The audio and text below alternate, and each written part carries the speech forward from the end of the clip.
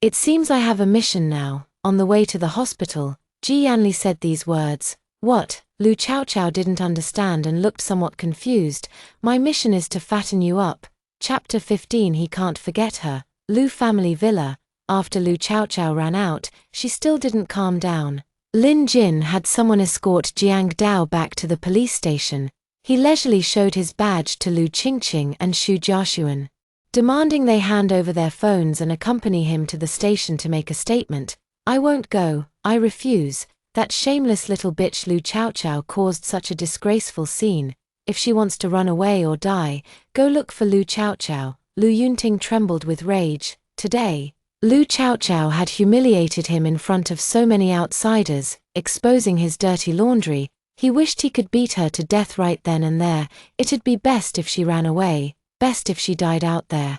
Put an end to it all. That way, the Lu family could still thrive in high society circles. Who would dare look down on him then? Since the eldest daughter was already ruined, Lu Qingqing, the daughter he had always been proud of, must not suffer any mishap. But Lu Yunting didn't know that Lin Jin was no ordinary police officer. If he wanted to take someone away, no one could stop him. In fact, due to Ji Yanli's involvement, he held a disdainful attitude toward everything related to the Lu family. Moreover, he utterly despised men like Lu Yunting, who rose to power by relying on his wife's family only to turn his back on them. President Lu, the law doesn't work just because you say no. Miss Lu, young Master Xu, will you get in the car yourselves, or shall I have someone assist you? Lu Qingqing's expression was extremely unpleasant. While Xu Jiaxuan's face turned ashen, his grip on her hand unconsciously tightening. Ouch! Lu Qingqing winced in pain from Xu Jiaxuan's tight hold. But she dared not make a sound, only managing to utter a weak complaint. Brother Zun, maybe I should go after all. I don't want sister to misunderstand me either. I really didn't do anything to harm her. Lu Qingqing wasn't a fool. She got into Tsinghua University, after all. How could she leave such obvious evidence for others to seize as leverage? As long as Jiang Dao insisted it was his doing, she could return home safely, and Xu Jiaxuan would definitely be hers.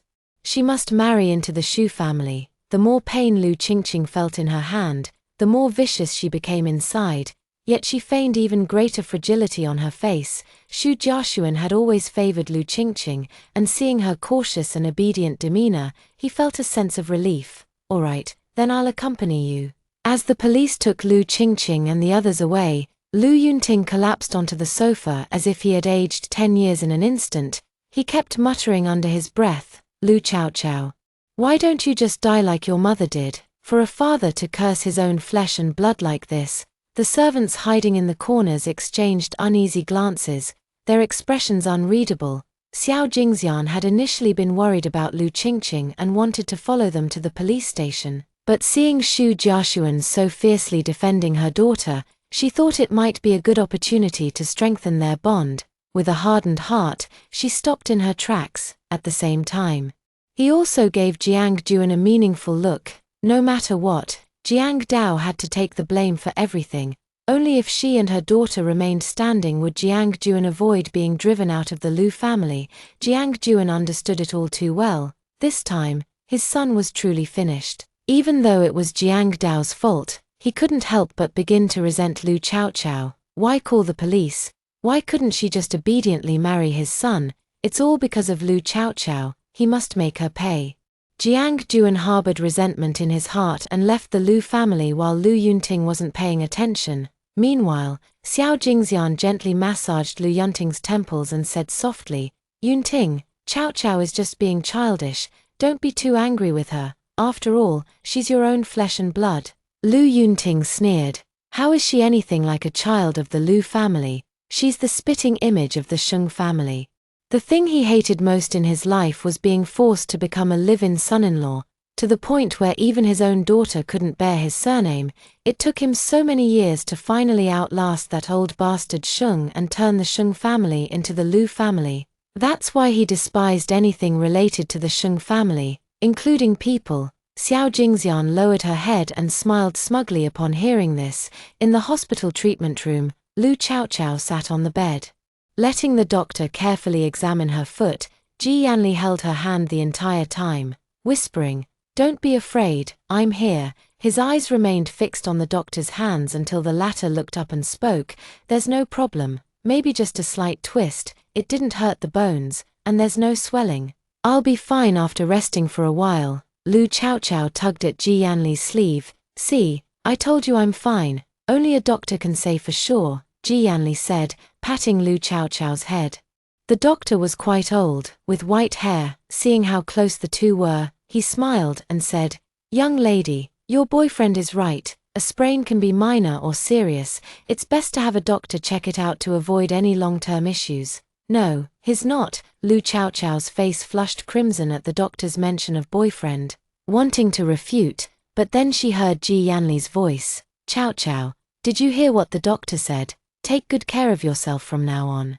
With just a little over 20 yuan spent on the registration fee and no medicine prescribed, Ji Yanli carried Lu Chaochao back to the car. The clothes he bought for her had just arrived as well. "Change your clothes first." Lu Chaochao took the shopping bag and opened it to find the latest Chanel collection inside. A pink floral dress with a small matching jacket. It had been a long time since she'd touched designer-level clothing. This man's status must truly be extraordinary. After Lu Chaochao changed into the dress, Ji Yanli also sat back down beside her. "Does your face still hurt?" Ji Yang asked, looking into her eyes. At the hospital, he had wanted the doctor to prescribe some ointment, but Lu Chaochao refused. "It hurts." She avoided Ji Yanli's inscrutable gaze and answered while looking out the window, "I just want to remember this pain, so I won't forget." She wouldn't forget everything Lu Yunting had done. Nor would she forget what Lu Qingqing and Xiao Jingxian had done to her. The October weather was slightly stuffy. Ji Yanli didn't speak anymore, quietly holding the girl's hand. This time, she didn't shy away. As the car moved forward, she unknowingly tilted her head and fell asleep in Ji Yanli's arms. Ji Yanli greatly enjoyed the young girl's affectionate embrace, holding her tightly in his strong arms. After the girl fell into a deep sleep, he no longer concealed the burning passion in his eyes as he admired her delicate and radiant face. Lu Chaochao was unlike the women he had encountered before. Most of them appeared innocent and harmless, yet the desire in their eyes couldn't deceive anyone. Her beauty was bold and striking, giving the impression of a lively, fiery girl. Yet, in truth, her eyes carried an unspeakable sorrow and unspoken grievances. Such contradictions made her utterly captivating, and they easily reminded Ji Yanli of the moment she had called out to him for help in the hallway. That look in her eyes was etched into Ji Yanli's heart, unforgettable from then on. Chapter 16. His gentleness. Lu Chaochao was truly light. On the way home, Ji Yanli couldn't help but think that carrying her would make running a marathon seem effortless. As the boss of a company, Ji Yanli had a lot of work to handle. Returning to the villa every day would be too troublesome, so he bought a large flat near the company, where he usually went after work, saving a considerable amount of time. The one-elevator one-unit layout of the large flat ensured ample privacy. Unlocking the door with the passcode, Ji Yanli carried Lu Chaochao into the bedroom, gently placed her on the bed, then turned to draw the curtains to ensure the girl could sleep soundly. The bedroom was somewhat dim, but it didn't hinder Ji Yanli from watching the sleeping Lu Chaochao. "You trust me too much," Ji Yanli muttered to himself. He was delighted that Lu Chaochao had such faith in him, but at the same time, he felt she might be too careless. How could she trust someone so easily in this complex society? No wonder she was drugged at the hotel and almost taken advantage of. He gently touched her face, resolving that while protecting her, he must also teach her how to be more vigilant. Ji Yanli glanced at his watch after leaving the bedroom and realized it was almost 7 p.m. After a moment's thought, he dismissed the idea of hiring a housekeeper to cook and headed to the kitchen himself. Having studied abroad since the age of 15, cooking was an essential skill for him. Otherwise, with the daily high-calorie diet of burgers and steaks overseas, he might have ballooned to 300 pounds, so Ji Yanli's cooking skills couldn't be considered excellent. But preparing simple daily meals was no problem at all. Most luxury apartments feature open kitchens for aesthetic design, and even with expensive range hoods, the smell inevitably drifts slowly into the bedrooms. When Lu Chaochao was half asleep, she caught the aroma of century egg and lean pork congee. It was incredibly fragrant, making her, who hadn't eaten all day, snap her eyes open instantly. She sat up from the bed, still dazed as she looked around the luxurious bedroom. Where was she? Just a moment later, the memories from before she fell asleep slowly came back to her. Lu Chaojiao covered her flushed face with the blanket. Lu Chaojiao, are you an idiot or just plain stupid? How could you fall asleep in the car of a one-night stand? Your brain must have been eaten by a pig, right? Lu Chaojiao cursed herself 1,000 times in her heart. Only when the embarrassment on her face completely faded, and her stomach growled incessantly from the aroma of the food, did she slowly get out of bed. After turning on the light, she noticed the entire bedroom was immaculately clean, adorned in elegant shades of black, white, and gray, just like the homes of domineering CEOs she'd read about in novels. A gray bed with a brown headboard wall, featuring a large floor-to-ceiling window, and opposite the bed is a set of gray sofas. Lu Chaojiao couldn't resist sitting on it. So soft, she was almost startled. The sofa was incredibly soft. So much so that she nearly sank into it the moment she sat down. This doesn't seem quite like him. Could it be that the man, who appears cold and unapproachable on the outside, is actually a very soft-hearted person inside? That must be the case, otherwise he wouldn't have helped me at the hotel. Nor would he have come to my house in the rain. Lu Chaojiao murmured to herself. He must be a good person. After simply defining Ji Yanli, she opened the door and walked out. The aroma of rice and the scent of dishes made it easy for her to find Ji Yanli working in the kitchen. There he was, wearing a black shirt with sleeves rolled up to his wrists, in warm grey slippers, meticulously stir-frying with a spatula. This scene was quite striking. Lu Chaojiao added another point to Ji Yanli in her heart. He must be a really good person. You don't look like someone who can cook. Ji Yanli had just finished plating when he turned around at the sound of the voice. The girl was still wearing a floral-patterned dress, perhaps having just gotten up and forgotten to put on a coat, revealing her slender arms. She tilted her head, her radiant eyes looking at him curiously, inexplicably resembling a little fox that had just transformed into human form. Beautiful yet with a touch of innocent charm. Ji Yanli's throat moved slightly. She was truly stunning like this. It made his heart flutter, for a 30-year-old man. It's actually quite rare to meet someone who makes his heart flutter, so he decided to press his advantage.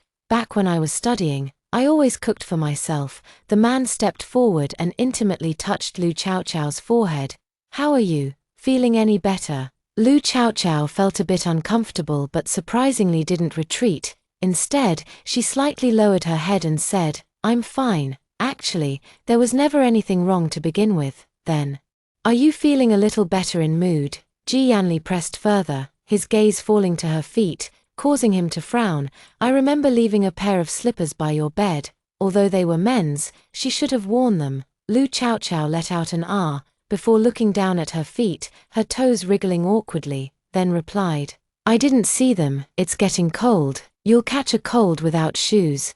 Ji Yanli bent down and picked her up in one swift motion. Wait, why is he carrying me again? Lu Chaojiao was full of questions, and she even instinctively tightened her arms around Ji Yanli's neck. My health is fine. You don't need to hold me. Why does he keep holding her? She's not a child anymore. In the past 20 years, she had never been this close to a man. Suddenly being like this made her uncomfortable, her heart pounding like a drum, beating violently. It's not like we haven't hugged before. What are you shy about? The man's voice was deep and magnetic, now carrying a hint of teasing that made Lu Chaojiao stutter. I'm not shy at all. Her voice was loud but lacked confidence. Ji Yanli couldn't help but laugh, his eyes filled with amusement, a seasoned fox in the business world like him. Lu Chaojiao was nothing but a transparent little figure in front of him. Whatever is on your mind is written all over your face. Fine, you're not shy. But I'm worried about you. If you catch a cold, I'll feel bad. Does this man even realize what nonsense he's spouting? They've only met for the second time today, Lu Chaojiao screamed in her heart, but having been timid for over a decade, she didn't dare to argue. She could only pout and let Ji Yanli carry her to the dining chair to sit. I'll go get the slippers. Lu Chaochao sank entirely into the chair, hugging her legs as she watched Ji Yanli's retreating figure, her heart rippling with emotion, until the man returned with a pair of slippers and, without hesitation, knelt down to slip them onto her feet.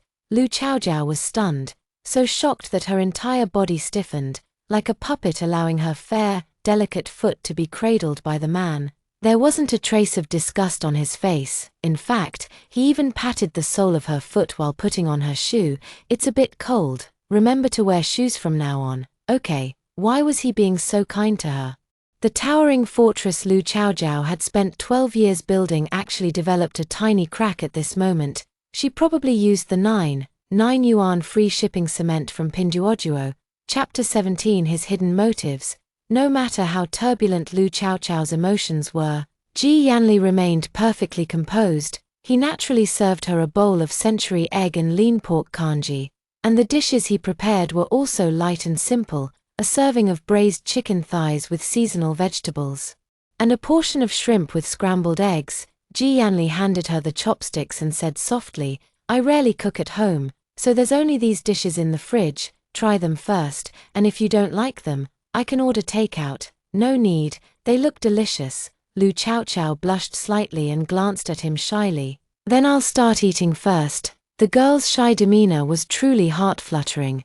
Ji Yanli slightly turned his face away as he spoke. "Please go ahead." Lu Chaochao picked up a piece of chicken thigh with her chopsticks and curiously placed it in her mouth.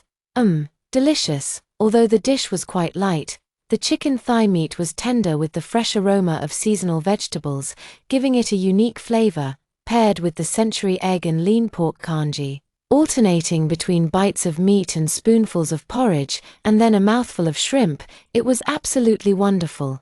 Ji Yanli sat at the dining table, a smile playing on his lips as he watched the girl eat. Even though it was just simple home-cooked food, she seemed to be savoring it as if it were a gourmet feast. Her almond-shaped eyes narrowed into crescents, with a satisfied smile hanging at the corners of her mouth. "It's really delicious." Lu Chaojiao noticed Ji Yanli hadn't moved, wanting to urge him to eat, when she suddenly realized in horror she didn't even know his name. Lu Chaojiao blushed again, her toes curling in embarrassment as she buried her entire face in her rice bowl. Heavens above, earth below, she had already slept with this man, even come to his house for a meal, and yet she still didn't know his name. She didn't even ask in the car. Her head must be filled with mush. Fortunately, Ji Yanli was very clever. The girl's simplicity made it easy for him to see exactly what she was thinking.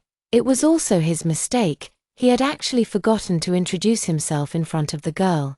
"My name is Ji Yanli." Lu Jiaojiao looked up in astonishment. How did he know what she was thinking? To preserve the young girl's dignity, Ji Yanli didn't expose her self-inflicted embarrassment and instead began introducing himself. "My name is Ji Yanli. I'm 30 years old, own a listed company with considerable income, and have grandparents and parents at home, with no other siblings, no romantic history, currently unmarried." These 2 words made Lu Chaochao's face flush and her heart race, the shyness lingering for a long while as she tightly gripped her chopsticks. The young ladies from noble families around her all said Xu Jiaxuan was extraordinarily handsome. When they were in school together, he was the undisputed heartthrob, with countless admirers. Now seeing Ji Yanli, Xu Jiaxuan seemed to pale in comparison. Everything about him became so insignificant. The handsome figure in memory turned vulgar. The commanding presence of a 30-year-old man, that lazy yet all-controlling gaze, is something a young man in his 20s cannot match. Ji Yanli was the most handsome man Lu Chaochao had ever seen. His facial features were sharply defined, with strong eyebrows that gave him a touch of masculine charm. Yet his almond-shaped eyes added a hint of allure. His eyelashes were long, so long they could make women envious, and then there was his tall, straight nose, which seemed dangerously captivating.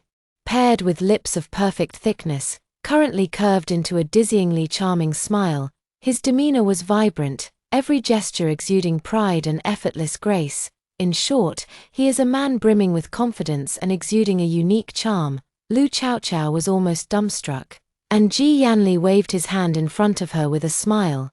"Chaochao, what's wrong with you?" "Chaochao tilde." Boom, Another thunderclap echoed in Lu Chaochao's heart, after her mother passed away. Very few people had called her Chao Chao so tenderly. No, it seemed he knew her name. How do you know my name? Lu Chaochao put down her chopsticks and asked with unease in her heart. She carried doubt, confusion, and a hint of vulnerability. Could he possibly? Lu Chaochao's eyes welled up with tears. Had the tenderness from earlier been just a dream? The girl's suddenly reddened eyes inexplicably made Ji Yanli feel a pang of nervousness. This man, who dominated the business world with ruthless tactics and was known as the living king of hell, felt his heart skip a beat. He cared about Lu Chaochao more than he had imagined. No, don't be afraid, Ji Yanli said, holding a tissue as he leaned in close to the young woman, bending down to gently wipe away the tears that had already begun to fall. Who are you really? How do you know my name? Are you sent by Lu Qingqing? Lu Chaochao cried. She was truly afraid that her escape that Friday night might have just been a dream. She had fled from Jiang Dao, only to fall into Lu Qingqing's scheme. She still lost to Lu Qingqing, and lost miserably at that. No, there isn't a soul in this world who dares to order Ji Yanli around. Ji Yanli's expression was extremely serious, his voice firm and powerful. Lu Chaochao, listen to me. The person who can order Ji Yanli around hasn't been born yet. That day was indeed an accident. Your appearance took me by surprise. I'm sorry I couldn't control my body and mind, making you confused. Ji Yanli politely refrained from continuing. After all, the young girl was staring at him intently with her hazy, wide eyes. I was very angry when you disappeared the next morning. Ji Yanli's questioning gaze made Lu Chaochao lower her head guiltily. It was her first time encountering such a situation. Running away was inevitable, wasn't it? Otherwise, was she supposed to wait for him to wake up and say thank you, or cry and make him take responsibility? Although she was down on her luck, she was still a rising star beauty of the 21st century. She couldn't possibly do something like that. It would be awkward when he woke up, so it was better to flee the scene. Well, I'm sorry, but I have to be honest with you. The next day, I copied the hotel's surveillance footage and had my assistant look into your identity. Lu Chaochao's heart was suddenly struck. You investigated my identity. The man nodded slightly. I'm very sorry, but I was really angry because you ran away, so I urgently wanted to know who you really are. She stared at him blankly. So you know everything about me, my family? Ji Yanli nodded. So, did you call the police today? No wonder, even though she hadn't called the police. They still found Jiang Dao. She had naively thought that Jiang Dao's evil deeds had finally caught up to him, never imagining it was Ji Yanli's doing. So, when he appeared near her home, he was really looking for her, wasn't he? Yes, I went there specifically to find you. Lu Chaochao heard Ji Yanli's answer and remained silent for a long time, then gazed blankly at his handsome yet cold face and asked, Why did he come to find her? Because I like you very much, Jiao Jiao. Please forgive my selfishness, because if I hadn't harbored ulterior motives towards you that day, perhaps none of this would have happened. Ji Yanli's gaze shifted slightly downward. The marks he had left on Lu Xiaoxiao's neck were still clearly visible, a testament to just how out of control he had been that night. Chapter 18. Even a hero succumbs to beauty. Ji Yanli's sincere words left Lu Chaochao with a complex mix of emotions. She couldn't fathom how such a powerful man could say he liked her. Why is that? After 12 years of being undermined by Lu Qingqing and Lu Yunting, Lu Chaochao had little pride left. She didn't understand what about her could possibly make this man before her like her. Ji Yanli noticed her prolonged silence and thought she was angry. He frowned and explained softly in a gentle tone, Chaochao, I'm truly sorry for what happened in the past, but I promise to respect you from now on. I hope you can forgive me. As for your father, your stepmother, and your stepsister, I'll help you deal with what they've done. Lu Chaochao looked up. What did you say? Is it what she thought? Although it's a bit complicated, it's just a matter of time. Since your father could do such a thing, it shows his character isn't high. And it also suggests he might have left many vulnerabilities in his work. Chaochao, I know our meeting was too fantastical to easily earn your trust. Given your current situation, it's hard for you to deal with your father's people, so let me take care of you first. Okay, don't worry, without your consent, I won't do anything to you again. It's hard to imagine that Ji Yanli, who has long held a high position, would lower himself to speak to a woman like this. If his close friends or family members saw such a scene, they would probably rush to a temple overnight. They'd need a master to check if Ji Yanli's body had been taken over by wandering spirits. Otherwise, how could he have become so approachable, so gentle it's almost dripping with tenderness? Lu Chaochao lowered her eyes in silence, offering no reply to his words. Her mind was in complete chaos. A tangled mess with no clear direction. She didn't know how to handle it or what to do. Facing his burning gaze, all she wanted was to escape. I don't know, the hollow voice echoed in the restaurant.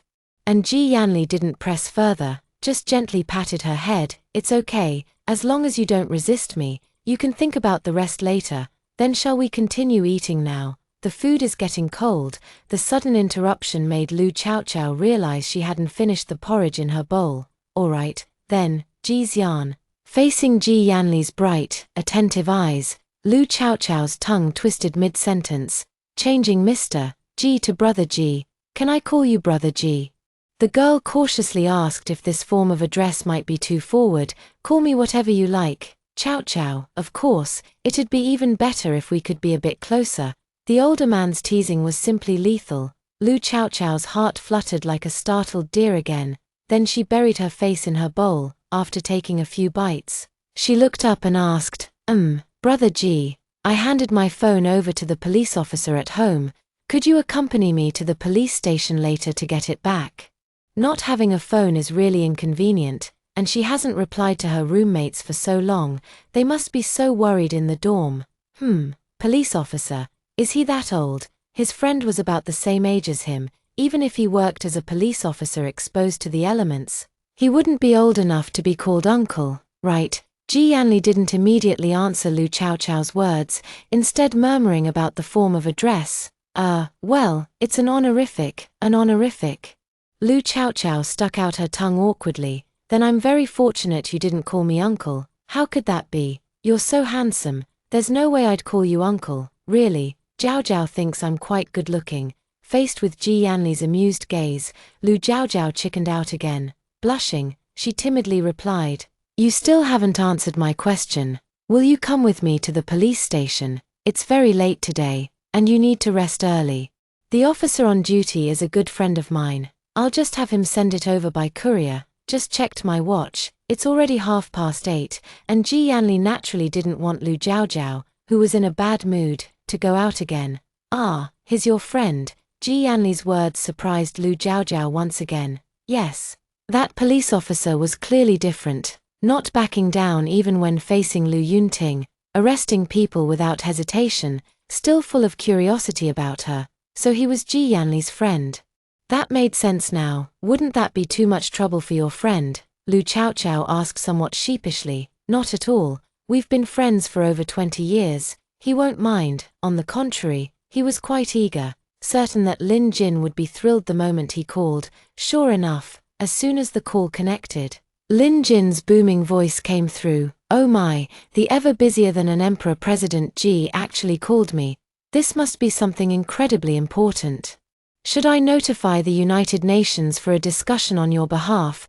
Such sarcastic remarks were something only Lin Jin dared to say. Anyone else would have been beaten beyond recognition by Ji Yanli long ago. Lu Jiao also gaped in surprise, never expecting the stern-faced Lin Jin from the Lu family to speak like this in private.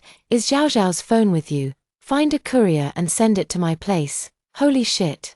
Lin Jin cursed, then checked the caller ID again. This was definitely his buddy, no mistake about it. Bro, seriously, is Lu Jiao at your place? Oh heavens. His brother stays silent until he makes a move, and when he does, it's astonishing. Just a couple of days ago, he was being pressured to get married, to the point where the entire wealthy family knew about it, and today he's already brought a woman home.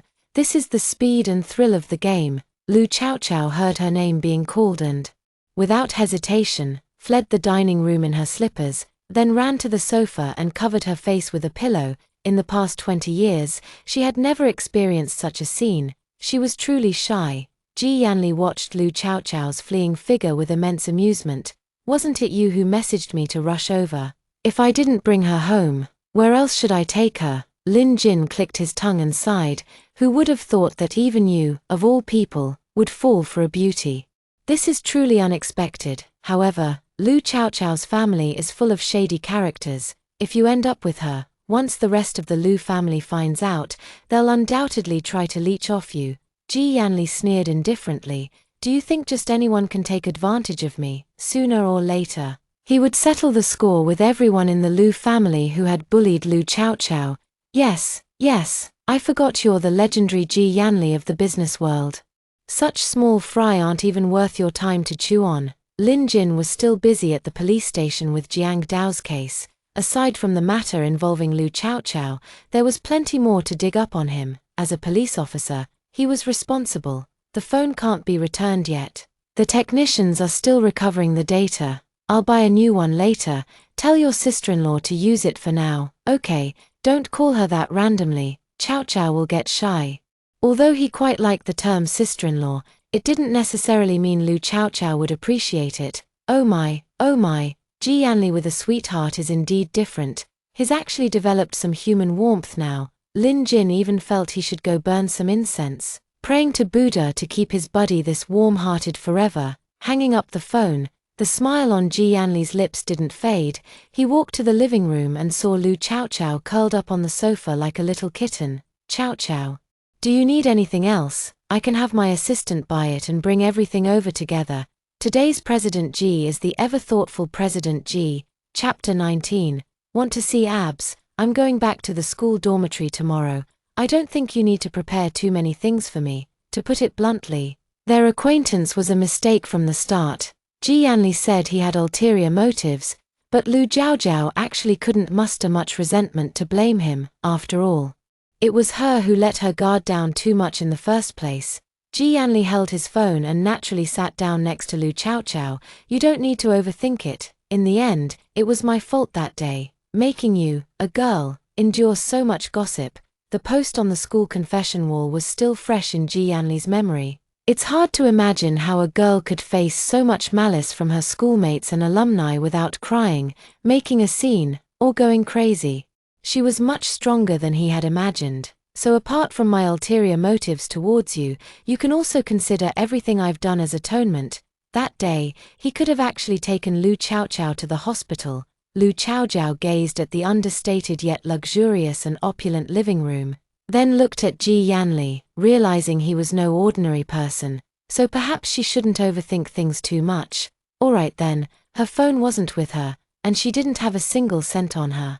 Even if she rushed back to school now, she'd probably miss the curfew. She had no choice but to trouble Ji Yanli. I just need some daily necessities. It's just for one night. No need for too many things. Ji Yanli glanced slightly at Lu Chaochao, knowing she hadn't considered staying longer, but it doesn't matter. He would gradually help her let down her guard against him in the future. Ji Yanli sent a message to Assistant Ju and then turned off his phone. Not caring whether his subordinate was nearly scared to death upon receiving it, instead, he spoke gently to Lu Chaochao. Would you like to tour my house? I usually live here. The house has 2 floors. The first floor includes a cinema, a game room, and a gym. There's a very large bathroom upstairs where you can take a relaxing bath later. I had my assistant buy over a dozen different scented incense sticks. I think you'll like them. Downstairs, there's also a karaoke room where I've stocked plenty of red wine. If you're feeling down, you can have some drinks and sing to your heart's content. The duplex apartment Ji Yanli chose spans over 300 square meters in total. He spends most of his time on work, with very little time for entertainment. So he makes the most of his home. Of course, the karaoke room was strongly recommended by his friends for renovation. It's quite nice to gather together occasionally for drinks and singing. Lu Chaochao was indeed somewhat curious as she looked around the entire house. Before the age of 8, she had experienced the life of a large villa, with a chauffeur and nanny taking care of her. Ever since Xiao Jingxian brought Lu Qingqing home, all of her belongings were taken away by the mother and daughter. Later, when Lu Chaochao was 10 years old, Xiao Jingxian became pregnant and used the opportunity to fake a fall down the stairs, falsely accusing her of pushing her. From then on, Lu Chaochao was sent away to live at school. No one remembered that there was once a little princess from the Sheng family. The luxurious life she once enjoyed had long since vanished. Although Lu Yunting ensured she had food and clothing, it was a far cry from her former days. So far removed that Lu Chaochao had forgotten she was once a wealthy heiress, later living a life worse than that of an ordinary child. Now, seeing the somewhat luxurious decor again, she was overwhelmed with emotions.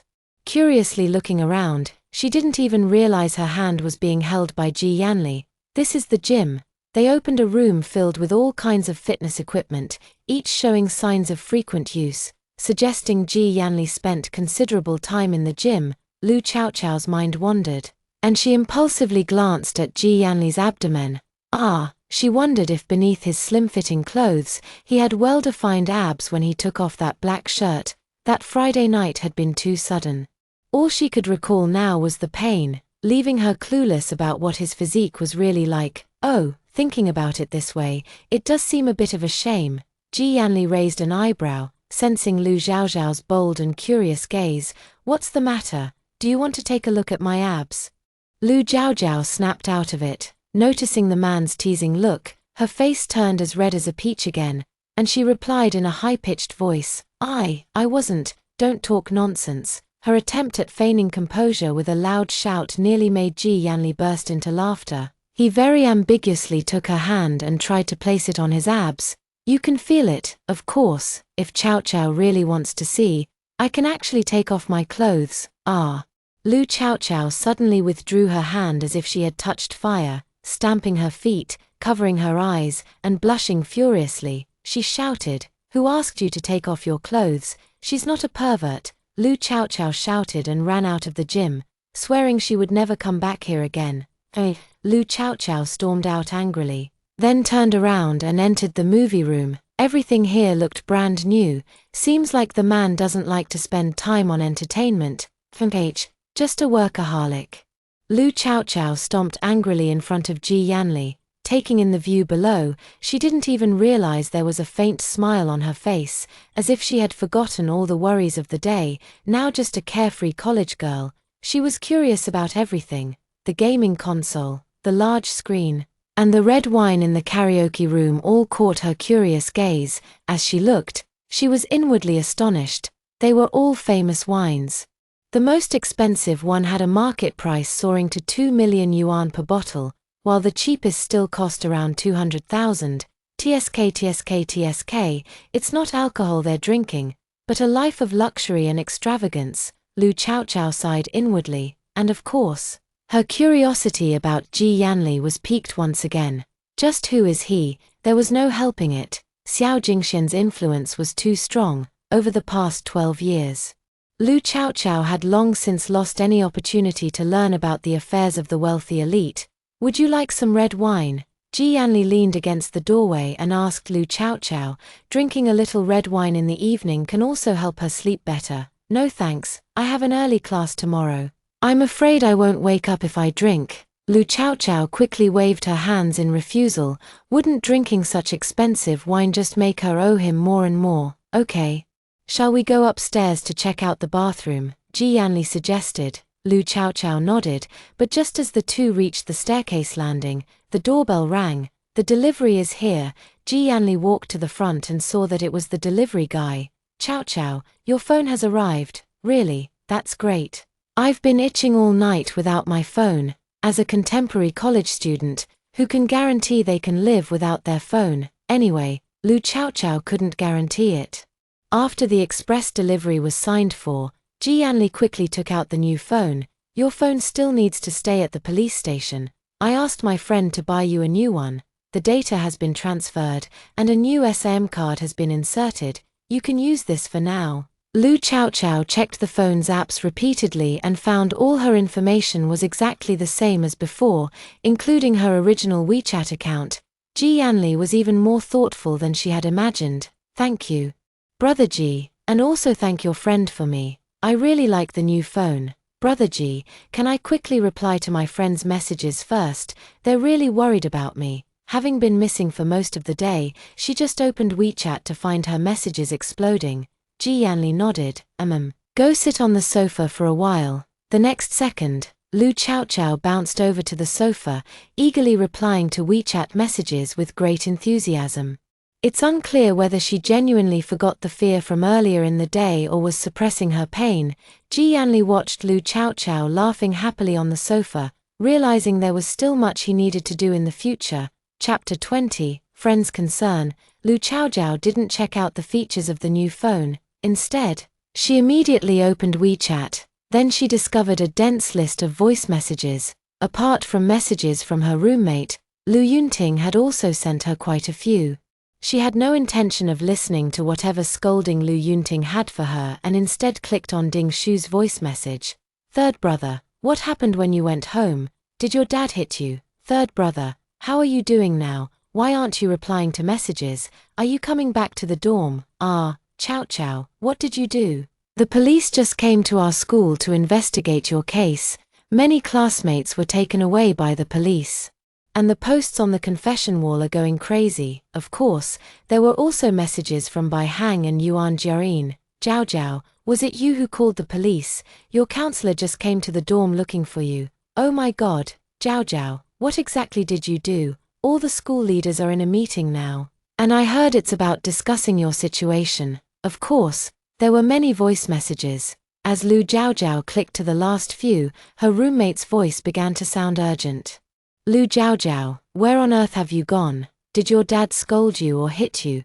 Please reply to the messages. Whatever the problem is, can't we talk about it together? Chaochao, let's not be sad anymore. Look, those who cursed you have been taken away by the police, and the posts online have been locked. If you feel wronged, just come back first. Okay, Chaochao, are you trying to worry us to death? Reply to us quickly, or we'll call the police. Lu Chaochao listened to her roommate's anxious voices, biting her lip and struggling not to cry. Apart from the messages from Lu Yunting and her roommates, even the academic advisor had started bombarding her with voice messages. Lu Chaochao, why did you call the police? Couldn't you have reported this to the school first? Where are you now? Come back immediately and explain to the police that it was all just a misunderstanding. The counselor's voice sounded frantic and angry, but then, the next few messages turned into pleas. Lu Chaochao, I know you've always been a good student. Wang Yong was just joking with you. If you feel wronged, the school can give him a warning. Isn't calling the police a bit too much? Please come back first, and let's talk it over. Okay, Jiao. I'm waiting for you at your dormitory door. Come back quickly. No matter what grievances you have, just tell the teacher. The teacher will definitely help you. There were so many messages that Lu Chaochao simply couldn't and didn't want to listen to them all. She also glanced at the WeChat group, where her name was everywhere. Some wondered why she had called the police, others questioned whether it was even true, but most were curious about Lu Chaochao's identity, thinking it was just a trivial matter. Why were so many police officers involved? Did she have connections? The discussions soon veered into speculation about her possibly having a sugar daddy. Of course, as soon as this topic came up, the counselor quickly stepped in, scolded everyone, and then muted the group. Lu Chaochao held her phone, staring blankly ahead in a daze. Her mind was in turmoil, thinking of many things yet feeling as if she had thought of nothing at all. She had known Ding Shu and the others for only 2 years, yet their words were filled with concern and worry for her.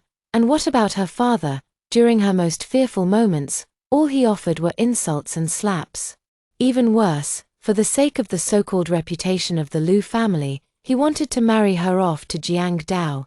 If the police hadn't arrived in time today, what would her future have become? Was she right or wrong to have scolded Lu Yunting so harshly today? Her great-grandfather is still in the nursing home, requiring 50 or 60,000 in monthly care and nursing fees. If she angered Lu Yunting today and he refuses to pay in the future, how could she face her great-grandfather? In this world, the only relative who truly loves her is her great-grandfather.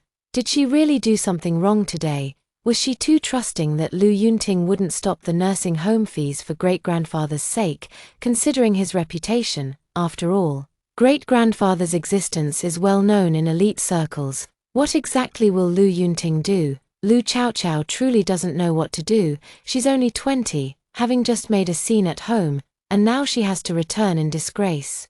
Then she might be forced by Lu Yunting to go to the police station to rescue Jiang Dao. Then there would be Xiao Jingxian's sarcastic remarks and the pranks of that little devil Lu Jinan.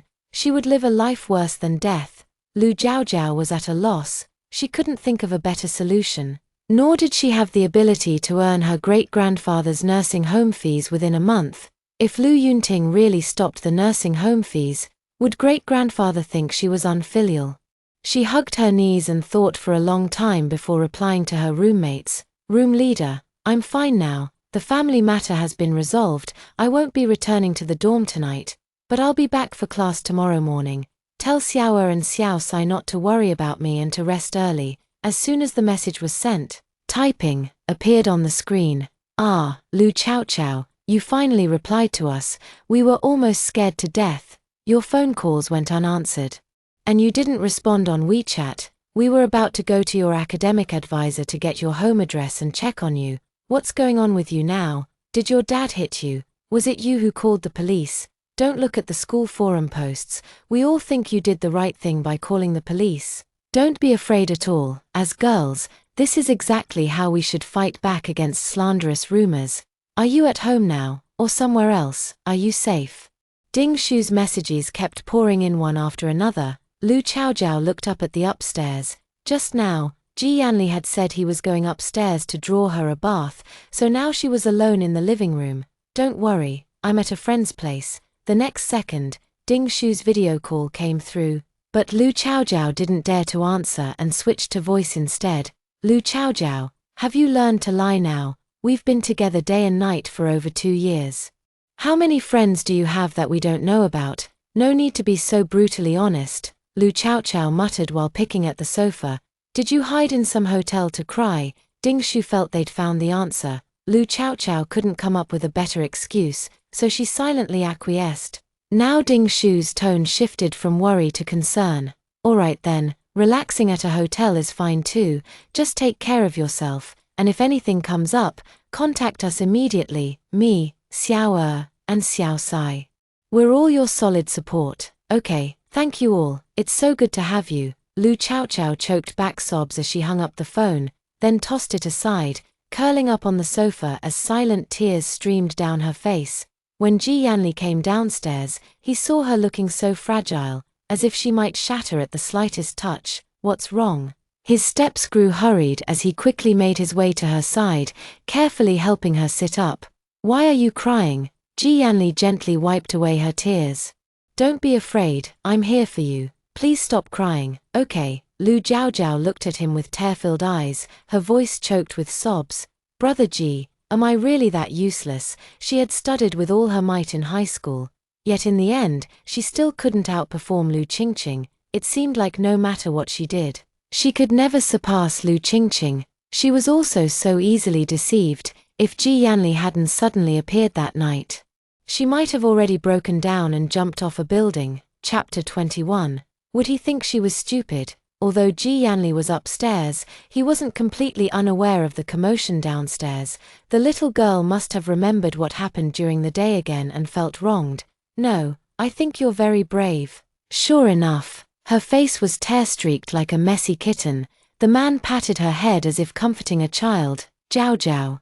Although I don't know exactly what your father did or what those people said to you, no matter what, you've been very brave. That day, it was already remarkable that you managed to run out of the hotel room. You're a wonderful girl. If he hadn't done those beastly things that night, saying this might have carried more conviction.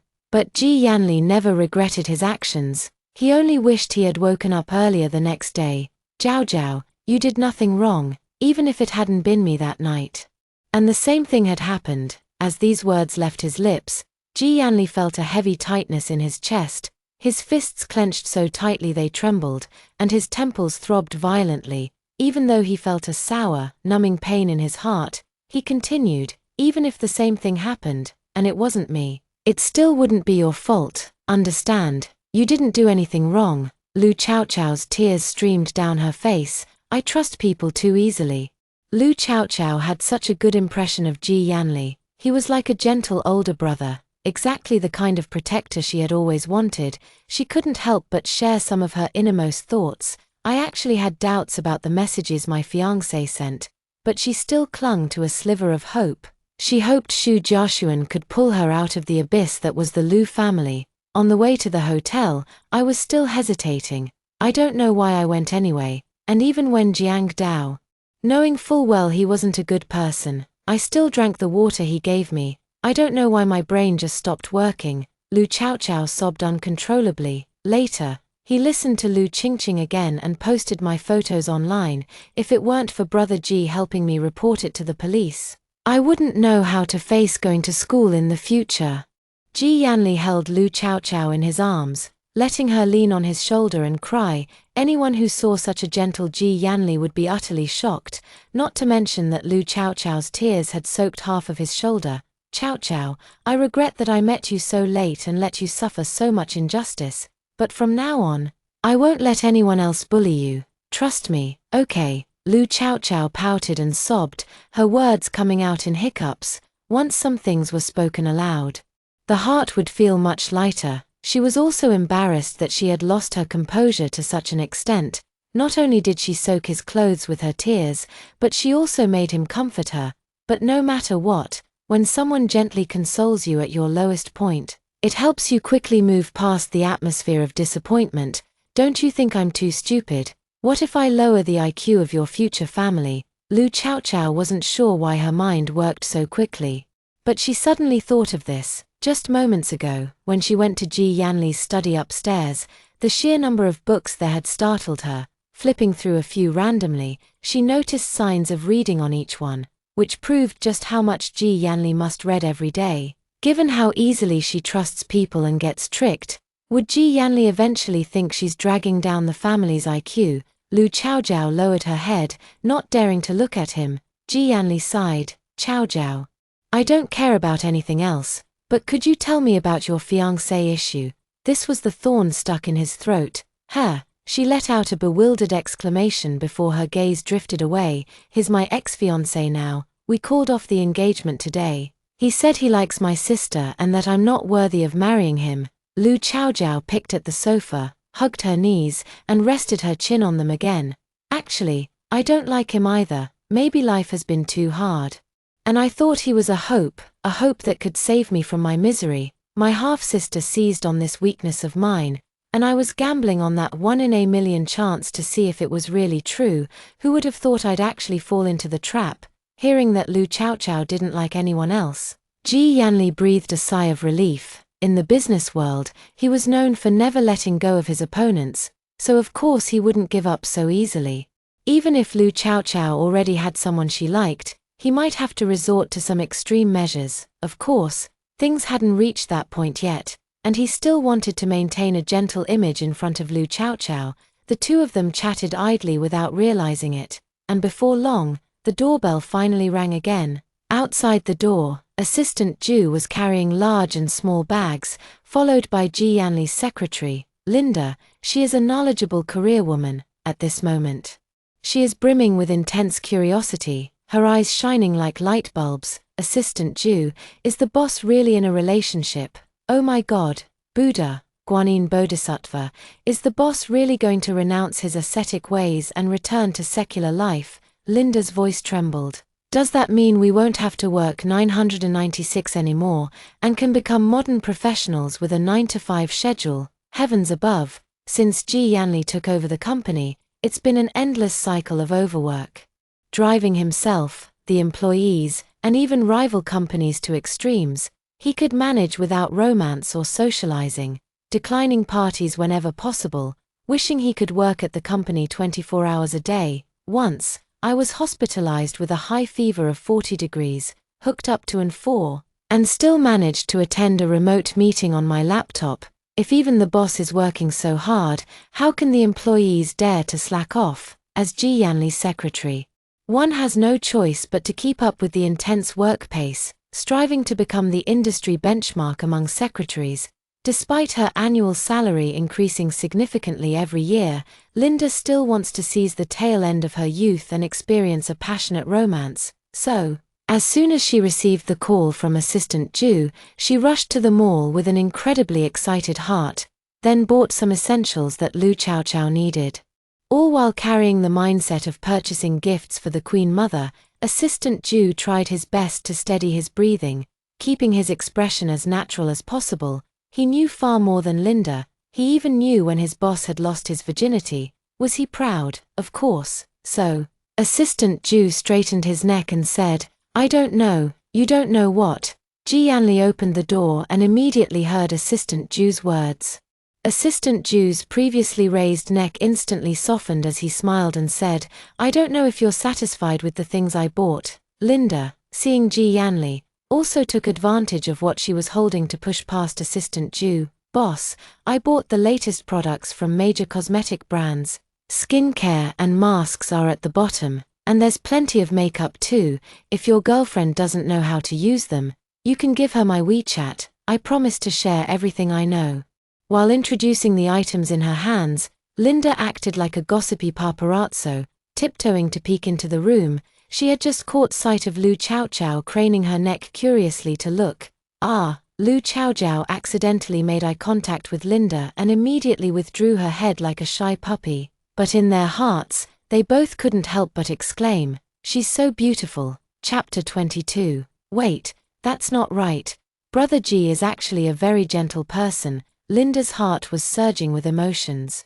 Her face still wearing a suspicious smile. Even Assistant Jew glanced sideways toward the living room while handing over the items. At that moment, Lu Chaojiao had already buried half her face behind a pillow, so all Assistant Jew could see was a tuft of fluffy hair. The fact that Ji Yanli had a woman in his home was already shocking enough. Even if he only caught a glimpse of her hair, it didn't matter. There would be plenty of opportunities to meet her in the future. "All right?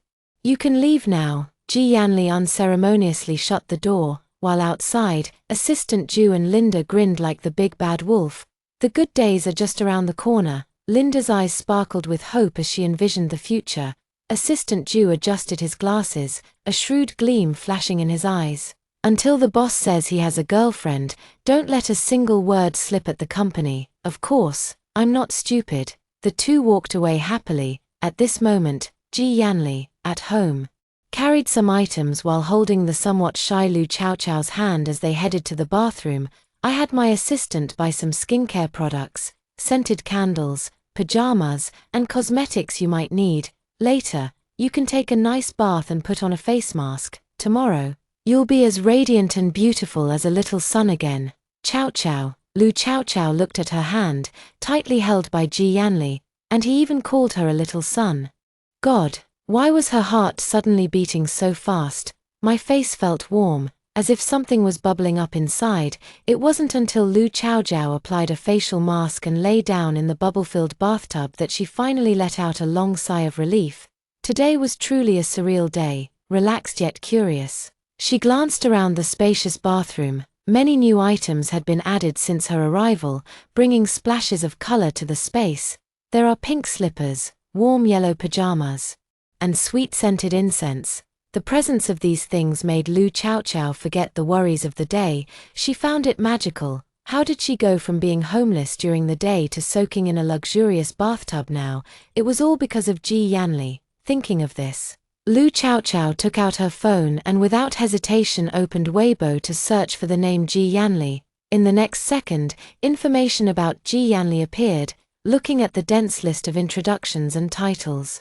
Lu Chaochao felt her brain was about to crash. So Ji Yanli was actually the helmsman of the Ji family, the wealthiest and most powerful aristocratic family in the capital.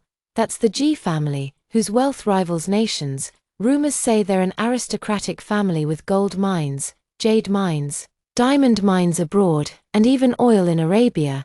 The Shu family isn't even worthy of tying the Ji family's shoelaces. My foolish brain. His surnamed Ji. I should have realized it sooner. Lu Chaochao muttered to herself, her eyes still wide with shock. My hands were trembling with shock, my heart pounding wildly, feeling as if I was sleepwalking. There are numerous introductions about Ji Yanli on Weibo, but most of them focus on how luxurious and wealthy the Ji family is. Other wealthy families might at most be third-generation rich, but the Ji family, they started accumulating wealth as far back as the late Qing dynasty. Not only does their family history boast a long legacy of prosperity, But most importantly, they managed to navigate through the most stringent periods in China from the 1960s to the 1970s without any setbacks. Far from hindering their wealth accumulation, their assets actually multiplied several times over. But the Ji family wasn't without its weaknesses. The only notable weakness worth mentioning in elite circles was the Ji family's lack of descendants. From the early years to Ji Yanli's generation, they were essentially only children. Even in previous generations with more offspring, few achieved notable success, so Lu Chaochao also came across the gossip posts online. Ha ha ha, how does it feel to be the heir of a wealthy family being pressured to marry? On Weibo, this topic mostly mentions Ji Yanli, but the majority of netizens are just promoting themselves. Can I beg Mr. Ji to notice me? I'm willing to go vegetarian for 8 lifetimes to marry Ji Yanli and then have 8 sons. Having kids means money, so it's a must. Give it up, guys. Mr. Ji was just comforting me. You've got no chance. Nonsense. President Ji was clearly comforting me, saying he'd buy me a 20-carat diamond tomorrow. There were way too many comments like this, almost making Lu Chaochao laugh. The only slight regret was that there were very few photos of Ji Yanli on Weibo. Even on financial news websites and charity organization pages, it was hard to find any pictures of him. Although netizens considered Ji Yanli the most desirable marriage partner in their lives, his public image on Weibo was actually that of someone difficult to approach and not particularly good-tempered. Lu Chaochao came across an employee from the Ji family company. President Ji never smiles at the company. The moment a meeting starts, he becomes like a cold air generator. The second he speaks, he can pinpoint your mistakes with deadly accuracy, then scold you until you're drenched in shame. It leaves such a deep impression that you never dare to make the same mistake again. President Ji shows no interest in women, so don't even think about it. He's just an extremely hardcore domineering CEO. Once, when I was working overtime until 11 p.m., I passed by his office and he was still in the middle of all I can say is, having a boss like this. I don't know whether it's my luck or misfortune. After all, Ji Yanli is famously generous, but also notoriously strict and a workaholic. Reading such comments, Lu Chaochao felt puzzled. The Ji Yanli they described seemed like a completely different person from the one she knew.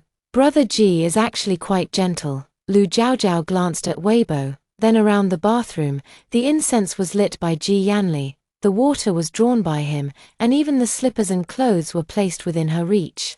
This version of Ji Yanli was nothing like the aloof figure described online. Jiaojiao, you've been soaking for almost 20 minutes, you should come out soon. Staying in too long can make you dizzy. Listen, Brother Ji is so gentle and considerate, what people say online is all fake. Lu Chaochao felt somewhat delighted and happy, humming a tune as she washed and scrubbed, after placing some snacks that girls love in the bedroom. Ji Yanli walked to the bathroom door and heard Lu Chaochao's cheerful singing. Quite easy to please. An hour later, Lu Chaochao emerged from the bathroom like a steamed lobster, still steaming hot. Her hair was long and inherited her grandmother's genes, naturally slightly curly, now soft, smooth, and dry, cascading down her back. The warm yellow pajamas made her look both adorable and charming, and Ji Yanli couldn't help but recall Lu Chaochao's sweetness from that night. A certain part of his body began to reminisce about that evening, and he cursed himself under his breath, though his expression remained unchanged. But the body and speech rate can't deceive anyone. He eagerly pulled Lu Chaochao into his bedroom, quickly and briefly introducing the newly added snack cabinet and some cosmetics on the desk. Chaochao, if you're hungry, you can have some snacks. If you're tired, just go to bed and sleep. Don't be afraid, rest easy. After I finish showering, I'll go to the next bedroom to sleep. Be good, okay? Ji Yanli hurriedly finished speaking and dashed out of the bedroom straight to the bathroom, turning on the shower head and letting the cold water pour down. Lu Chaojiao watched his retreating figure and once again mentally awarded him a good person card. Brother Ji is actually very gentle and easy to get along with. The internet really is full of lies. Chapter 23. She wants to grow up on her own. When Ji Yanli returned to the bedroom after showering, Lu Chaojiao was already asleep. The girl still wore a faint smile on her face as she slept, as if dreaming of something pleasant, The grey quilt had been tossed aside, and she was sleeping soundly while hugging a pillow. Ji Yanli's face darkened, and he stepped forward angrily to tuck her in tightly. It was late October, and the weather had long turned cold. Sleeping like this could easily lead to a cold. Not the least bit reassuring. Ji Yanli stared at Lu Chaochao for a moment, then turned off the light and left. If it weren't for the fear of scaring her, he would actually be willing to sleep together. Ji Yanli shook his head, thinking, never mind, there would be plenty of opportunities to sleep together in the future. In the morning, the alarm clock rang on time, startling the sleeping beauty in bed. Lu Chaochao looked around drowsily with sleepy eyes. The unfamiliar room instantly chased away her drowsiness, making her sit up straight. It took her a full minute to remember where she was. I must have been really out of it, she muttered, scratching her head before lying back down, sleepiness pulling her under again. After dawdling for what felt like ages, she finally clutched her head and wailed, I don't want to go to morning class. But no matter how much she didn't want to, as a junior college student, Lu Chaochao still had to drag herself out of bed to brush her teeth and wash her face.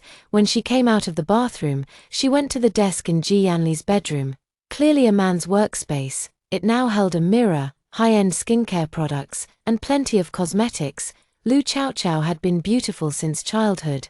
She used to be called Sheng Chaochao. She still remembered her mother once saying, my Chaochao is like a blooming sunflower, like the rising morning sun, radiant, cheerful, destined for a bright and dazzling future. Mom didn't know either, that she would leave so suddenly, and her surname had been changed by Lu Yunting. Just yesterday, Ji Yanli had praised her, telling her to face everything beautifully like a little sun. Lu Jiaojiao also cheered herself on, then applied a beautiful makeup look in front of the mirror. She was naturally radiant and elegant, with flawless fair skin, naturally dark eyebrows, large eyes with long lashes, and a nose that, while not particularly high, was perfectly proportioned. All she needed was a light foundation, a touch of peach blush, and some mascara to look absolutely stunning. I look so good. Lu Chaojiao had already made a decision in her heart, something she had wanted to do since she was 18. She needed to find the right opportunity and be a little more patient. After changing into the clothes Ji Yanli had prepared and slinging the latest Gucci bag over her shoulder, she skipped happily to the living room. Ji Yanli downstairs had already prepared breakfast and was waiting for her. Lu Chaochao, who had just stepped out of the bedroom, stood at the top of the stairs, unconsciously fiddling with the strap of her bag as she quietly observed the impeccably dressed Ji Yanli below, who exuded the aura of a domineering CEO. The black suit gave him an imposing presence, but the cotton slippers on his feet softened his demeanor considerably. He looked up at Lu Chaochao, the college student standing at the top of the stairs. Jiao Jiao, come down for breakfast, I'll take you to school later. Coming, her chest felt warm again, as if something was about to emerge. Breakfast was jjiangmian, and there was even a fried egg on top. Lu Chaochao had been starving for a while, drooling with anticipation. Brother Ji, did you make this? Ji Yanli handed her the chopsticks. Yes, though I don't know many dishes. Eat up for now, I'll hire a cook for you later. Without responding to his remark, Lu Chaochao simply smiled, took the chopsticks, and began eating heartily. The relaxed atmosphere made Lu Chaochao abandon the habit of not speaking during meals or rest, and she exclaimed with some exaggeration, Brother Ji, this is the best noodles I've ever had. Ji Yanli couldn't help but smile. The 30-year-old man, already handsome, exuded an irresistible charm when he laughed. Good, if you like it, I'll make it for you every day. One needs to go to school, the other to work, so both ate breakfast quickly. After Lu Chaochao got into Ji Yanli's car, she said sheepishly, actually, I could take the subway to school. Ji Yanli gently patted her head and said tenderly, but I want to take you to school, is that okay? When a tall, handsome, and wealthy man speaks to you so gently early in the morning, honestly, no woman could resist that. Lu Chaojiao, a girl who had never even stepped into society, found it truly difficult to resist after being exiled from the wealthy circle by her own father, so the girl could only nod with a flushed face. On the way, Lu Chaojiao was quite talkative, mentioning how she had looked up Ji Yanli's information online the night before. Brother Ji, You're actually very gentle. Why do they say you're unapproachable, hard to get close to, like a moving iceberg or the king of hell from the underworld? Lu Chaochao didn't realize that her string of vivid adjectives caused the driver's hands to tremble slightly, making the car veer 35 centimeters off course before returning to the right lane. Ji Yanli could only cover his mouth and chuckle softly. You looked me up online last night, didn't you? Lu Chaochao didn't try to hide it and nodded openly. Yep, after checking, she slept soundly. Having such a big boss willing to look after her was a stroke of incredible luck. All her worries, fears, and doubts vanished, and she slept peacefully. Those people haven't even spent time with me. How would they know what kind of person I am?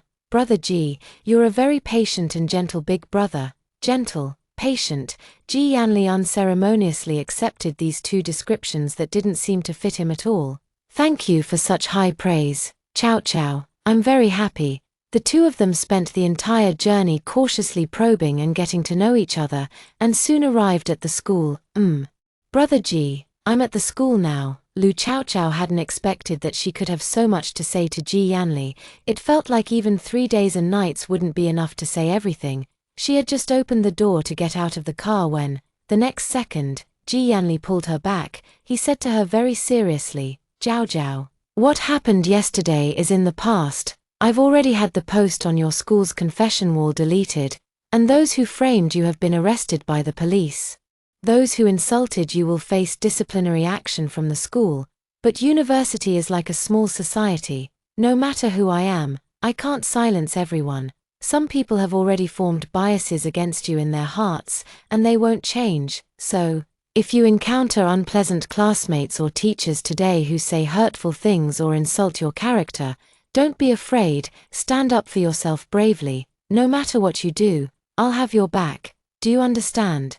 Lu Zhaozhao's eyes welled up with tears. It had been so long, so very long, since anyone had spoken to her like this. When she was in elementary school, her mother, grandmother, and grandfather had also said similar things.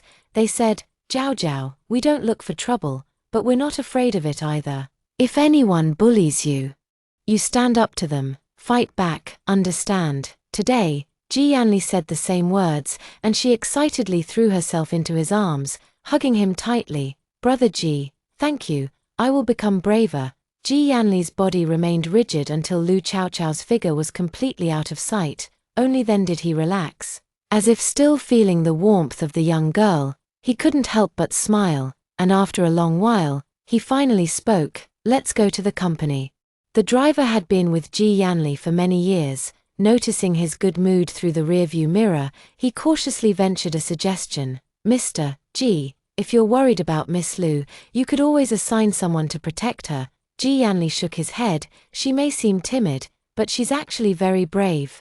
I think she wants to grow up quickly on her own. Chapter 24, The Teacher's Challenge. As Lu Zhaozhao stepped into the school building, she was met with countless curious gazes. For some reason, she hesitated, afraid that she would face even more different looks when she reached the classroom. At that very moment, Ding Shu and the others came running over from the entrance of the teaching building. Chaochao, the delighted voices of several girls rang out in unison. Lu Chaochao's fear and hesitation vanished instantly. You haven't gone to the classroom yet. Lu Chaochao, wearing light makeup today, looked even more beautiful, and her smile brightened the entire corridor. The three girls' eyes widened in astonishment at the sight. They had expected to see Lu Chaochao with red, tearful eyes, her head bowed, too ashamed to enter the school building. Who would have thought she wouldn't be crestfallen at all, but instead looked even more radiant than before. Just look at her neat and stylish outfit. Absolutely stunning. Oh my god, Jiao Jiao, my Jiao Jiao, I can't believe how much you've changed in just one night. You look so beautiful today. Ding Shu wasn't meeting Lu Zhaozhao for the first time, but it felt like it was. She really looks stunning today. Bai Huan and Yuan Jiayin also circled around to examine Lu Zhaozhao, their eyes filled with amazement, even reaching out to touch her face. Wow, Jiao Jiao, what foundation are you using? It's so radiant. Your skin is as tender as tofu. Lu Chaochao burst into laughter. Enough already. Even if you're trying to cheer me up, you don't need to be so exaggerated. But she really wasn't as scared anymore. Holding their hands, she sincerely said, "Thank you. I was really heartbroken yesterday, cried so much my nose turned red, but after hearing the voice messages you sent, I felt better. I refused to punish myself because of someone else's malice. Now those people are reaping what they sowed, whether it's jail time or disciplinary action. They totally deserve it. So, did you dress up extra pretty today just for school?" Ding Shu playfully hooked a finger under Lu Chaochao's chin. "Looking gorgeous, as always, boss. Stop teasing me." Lu Chaochao stomped her feet, her face flushed, but she didn't object to their words. The girls chatted away in the hallway for a long time. When someone noticed them, they turned and whispered to those beside them. But no one paid much attention for now. Lu Chaochao held her head high, pretending not to care. It wasn't until the bell for the first class rang that they hurriedly parted ways.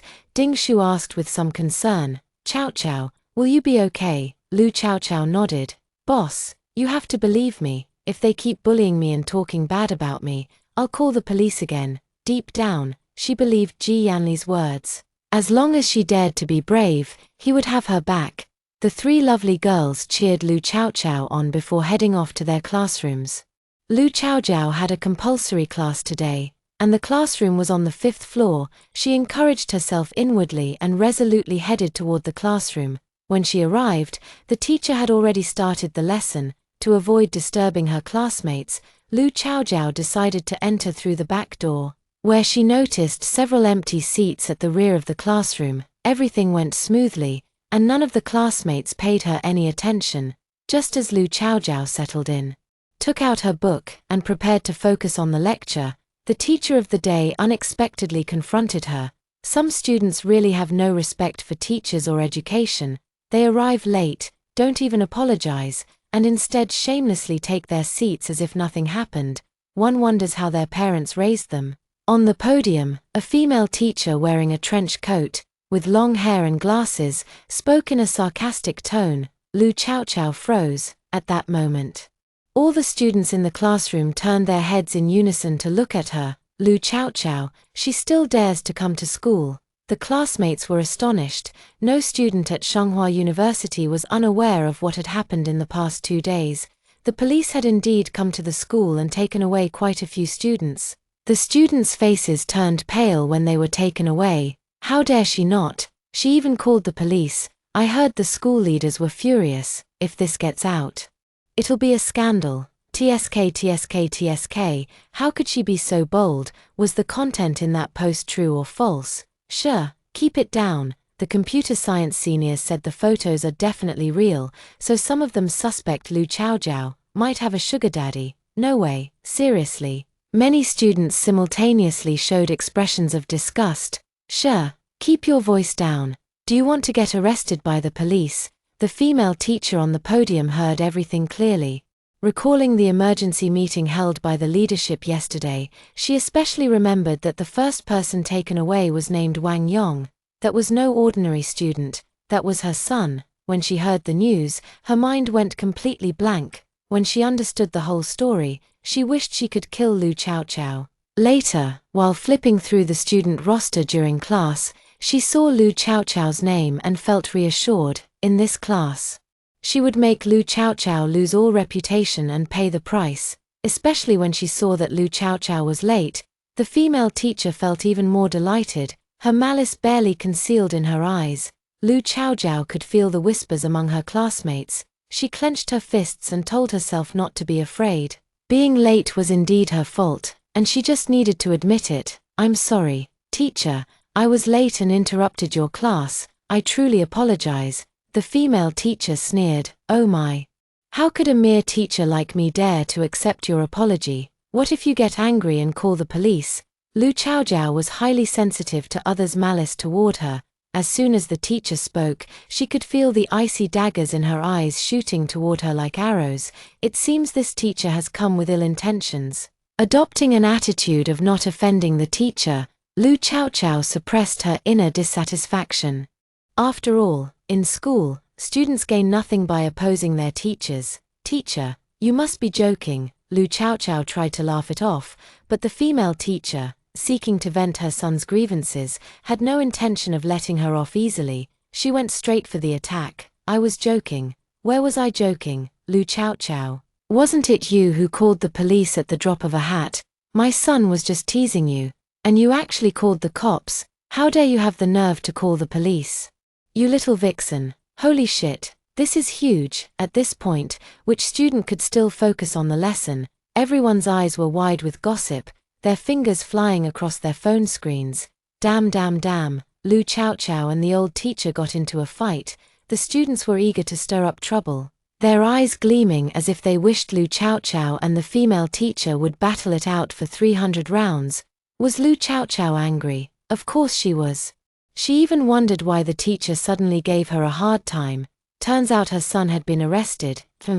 She let out a mocking laugh. So that's the reason you're so angry. Teacher, what's a joke? It's only a joke if I find it funny. Your son, your precious prince, your dragon child. He was the one who insulted me first, spread rumors online, and got himself arrested. It's your failure as a parent that he doesn't even know how to behave like a decent human being. Lu Chao Chao spoke sharply and sternly, giving the female teacher no chance to react. After a torrent of words, she completely lost her composure and roared in anger. Shut up, shut your mouth. If it weren't for your flirtatious behavior, my son would never have done that. It was you who seduced my son. It's all your fault. The female teacher was stunned by the scolding. Like a madwoman, she rushed down from the podium, even as she continued to hurl insults at Lu Chao Chao, trying to salvage her son's crumbling reputation. Look at you, plastering on makeup all day, painting yourself up like a vixen. What are you wearing? What kind of bag is that? You're just a kept woman for some old man. You deserve to be cursed. You shameless whore who's been ridden by thousands and tasted by tens of thousands. Give me back my son. The classroom descended into complete chaos. Chapter 25, Someone's going to jump. The farce was ended with 2 slaps. The one who delivered the slaps was, of course, Lu Chao Chao. The female teacher's repeated insults of vixen and bitch had infuriated her beyond measure. The students in the classroom had flushed faces. Some remained aloof, keeping their distance from the conflict. Others raised their phones, eager to live stream the scene and draw in as many onlookers as possible. Of course, some students saw the female teacher acting so wildly and immediately grabbed her, saying, Hey, teacher, calm down. Don't get so worked up. When the sound of Lu Chao Chao's slap rang out, everyone in the classroom froze. The student who had been holding the teacher back was completely stunned, letting out a sharp cry of shock. Lu Chao Chao, have you lost your mind? Lu Chao Chao let out a mocking laugh. Is it me who's lost my mind, or the teacher? Can't you tell? Ah, Lu Chao Chao, you bitch. The female teacher completely lost her mind. You're the real bitch. They say a child's misbehavior reflects on the parents. Your son being a hooligan is definitely your fault too.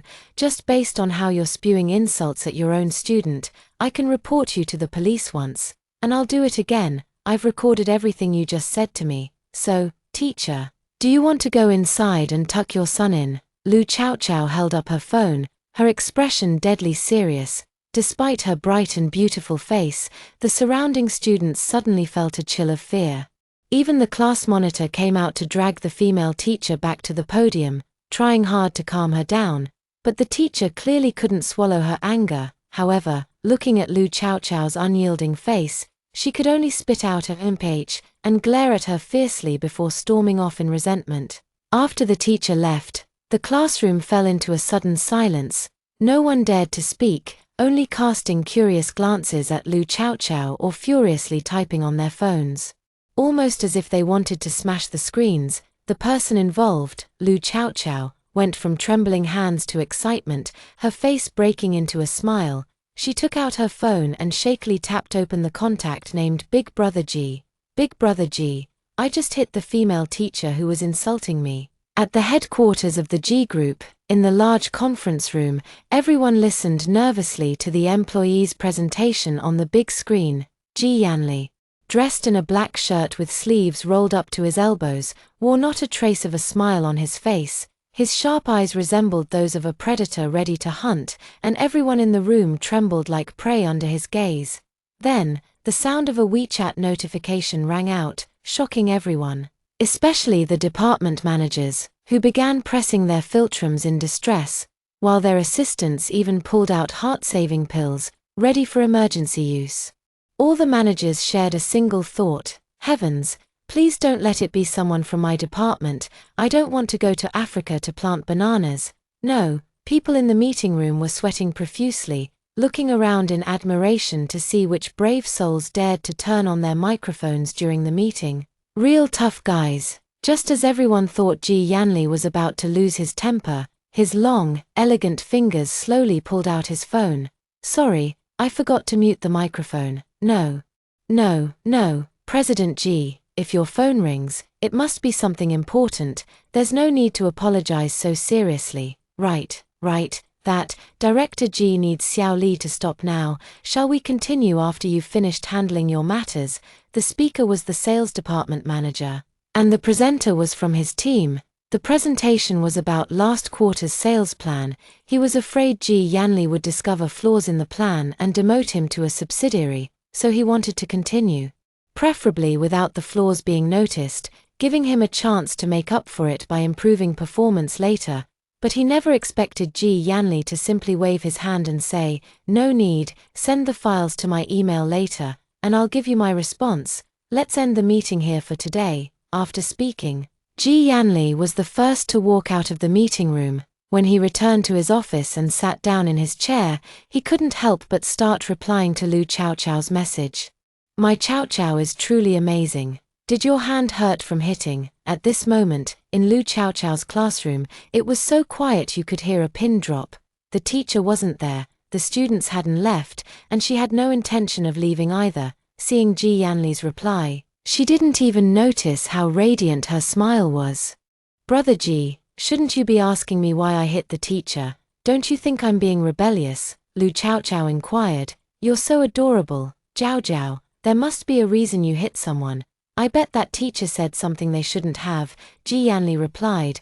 Lu Jiao couldn't help but laugh twice, then quickly realized they were in a classroom and covered her mouth to respond. "Yeah, she insulted me, really nasty stuff. I told her I'd call the police again if she kept at it. And then she stormed off without even taking her teaching materials. Do you still need my help?"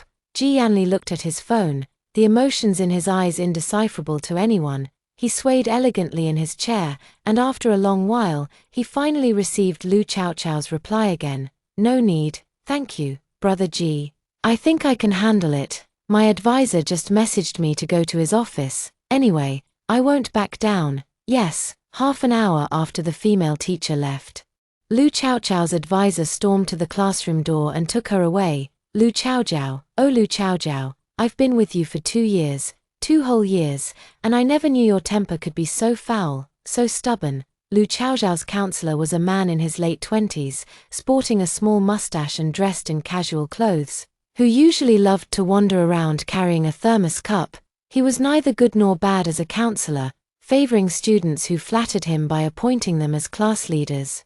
Though he never showed any bias when it came to distributing financial aid to the impoverished students in the class, he didn't have a deep impression of Lu Chaochao, remembering her only as a pretty but unobtrusive girl. Never would have thought that a girl who never causes trouble, once she does, can make it known throughout the entire school. "I'm just standing up for my own rights. When they freely insulted me online and spread rumors about me, they should have known what was coming to them. When a teacher disregards professional ethics and randomly slanders for her son, my resistance is my weapon." Lu Chaochao touched her face. She wouldn't let others hit her so easily anymore. "Advisor, I respect you, but no matter what you say today, I won't withdraw the police report. Nor will I post any statement online." The arrested student got what they deserved. They had it coming. The advisor fell silent, feeling inexplicably wronged. He touched his thinning hair, thinking about the reprimands from the higher-ups over the past 2 days, and a wave of sorrow washed over this grown man. "I barely said one thing, and you already have 10 responses ready." The voice was a bit shrill, enough to give anyone who heard it goosebumps. Well, bless her soul, Lu Chaochao was stunned. Since when did the advisor turn into such a drama queen? What kind of move is this? For the next hour, Lu Chaojiao swore she felt like she had blurted out all the words she hadn't spoken in over a decade in one go today, whether the counselor used the bitter hardship tactic, threats and manipulation, or even the honey trap. Stop, there was no honey trap, no matter if he was pretending to be pitiful or weak. Lu Chaojiao just wouldn't relent. Advisor, didn't you see the post on the confession wall? Have you read the comments? Do you know how humiliated I felt when Wang Yong came up to me, offered me 200 yuan, and asked me to go to a hotel with him? I felt as if I had been stripped bare, left vulnerable for everyone to bully. It's as if words spoken online don't require any responsibility. Lu Chaojiao, with tears in her eyes, vehemently protested. The counselor was also a man, and coincidentally, he had a younger sister in her final year of high school. Putting himself in her shoes, his inner balance suddenly tipped in favor of Lu Chaojiao at that moment. They were unaware that another female student named Tong Yao, who had also participated in the commotion, had just been informed by the counselor that she would receive a disciplinary record. This usually pampered and utterly unaccustomed to any hardship Tong Yao was made to cry, her wails deafening as she dashed out of the office without hesitation and climbed onto the wall. Woo-woo, I was just making a joke, and the school gave me a demerit. I don't want to live anymore, I might as well die. Chapter 26, Never Forgive. Just as Lu Chaojiao was pouring out her grievances to the counselor, a piercing scream suddenly reached their ears. Lu Zheng, also known as Lu Chaojiao's counselor, was the first to stand up, his entire body trembling. What's going on out there? I don't know, someone wants to jump off a building. Lu Zheng let out a sharp scream. Someone's going to jump off a building, in the teacher's office. He dashed out in one swift motion. Just in time to see Tong Yao climbing onto the railing, crying so pitifully with tears streaming down her face, looking utterly heart-wrenching. Her counselor was practically on his knees begging her, while other teachers had rushed out of the office, each one so frantic they could barely contain themselves. I can't go on living. I can't go on living. What's the point of me being alive anymore? Tong Yao had already lifted one foot over the edge, sending the teachers into a panic, their temples throbbing wildly. Not only that, but such a shocking scene immediately drew the attention of students passing by the faculty building. Holy shit, is someone about to jump off the building over there? Oh my god, it's true, isn't that Tong Yao? Why is she trying to jump off the building? I know. She was bad-mouthing Lu Chaojiao on the confession wall. So the school was going to give her a disciplinary record. She must be refusing to accept it. Lu Chaojiao again. It's just a few words about her. Why is she treating a fellow student like this? So selfish. Tong Yao, come down first. It's just a disciplinary action. We can appeal to the school. It's not worth jumping over something like this. The counselors did their best to comfort Tong Yao, who was crying her heart out. Woo-woo. Lu Chaojiao is shameless. How dare she call the police? Why should the school punish me?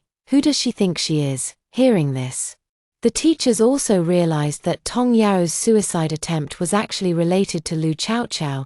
They all cursed inwardly. It's all Lu Chaojiao's fault. She doesn't care about the school at all. Such a troublemaker should be the one expelled. Thinking this in her heart but not daring to show it on her face, she could only speak softly, trying to coax Tong Yao down. Hearing Tong Yao's words, Lu Chaojiao could no longer hide and appeared directly in front of her. When the teachers saw her, they immediately grabbed hold of her. Lu Chaojiao, could you please say you forgive Tong Yao? You're all schoolmates. Why let things escalate to this point? Can't you be more magnanimous? Exactly, Lu Chaojiao, you've already sent so many classmates to the police station, ruining their futures. Now you want to take a life too. It's just a little gossip about you. You didn't lose anything. Why can't you just let it go when you're in the right? Flies don't land on an uncracked egg. Why is everyone spreading rumors about you and not others? You know what you've done. If Tong Yao dies because of you, won't your conscience ache? The teachers chimed in one after another, making Lu Chaojiao seem like the most heartless person in the world, while Tong Yao couldn't be held back, insisting on jumping no matter what. Lu Chaojiao, say something. You were quick to call the police, but now you're mute. Lu Chaojiao clutched her chest, staring into the eyes of the surrounding teachers. Their gazes were filled with disgust. their furrowed brows making it seem as though she was the one causing an unreasonable scene. She was caught because she called the police. Her fault. She got punished because she wouldn't let it go even when she was in the right, and it was also her fault. But why? Just because she wasn't harmed, just because those rumors didn't destroy her, does that mean these people did nothing wrong? Does that give them the right to turn around and morally blackmail her, making her bear the weight of a human life? What's so special about jumping off a building, as if no one else could do it? Lu Chaojiao bit her lip, her face tense, and with a forceful push, she shoved aside the teachers who were crowding around her, demanding that she apologize. Then swiftly climbed onto the wall, crying, making a scene, and threatening suicide, as if no one else could do that. Lu Chaojiao, what are you doing? Get down from there. Lu Chaojiao was suddenly grabbed by Lu Zheng, who leaped up and clung to her leg, wailing pitifully. She also cried, more miserably than a nursery rhyme, her body swaying even more violently. Woo-woo, I was bullied, and now I'm being forced to apologize. Is there no justice left in this world? I don't want to live anymore. I'm going to the King of Hell to sue you all. Tong Yaro was dumbfounded. Her tears were still swirling in her eyes, but they didn't fall because of Lu Chaojiao's actions. G Group Corporation headquarters, while Ji Yanli was reviewing documents, the office door was suddenly flung open by Assistant Ju. He rushed into the office, sweating profusely, and handed a tablet to Ji Yanli. Mr. G. We just received word that Miss Lu is threatening to jump off the building at school. On the office chair, the man suddenly stood up, his face covered in frost. Call a car. To Shanghua University. Anyone who dares to bully his Cao Cao is asking for death. However, the situation at the school wasn't as bad as Ji Yanli had imagined. Would Tong Yao dare to jump off a building? Of course not, it was just a way to manipulate the school. Would Lu Chaojiao dare? Of course not. She hadn't even seen Lu Yunting suffer yet. How could she jump off a building for a stranger?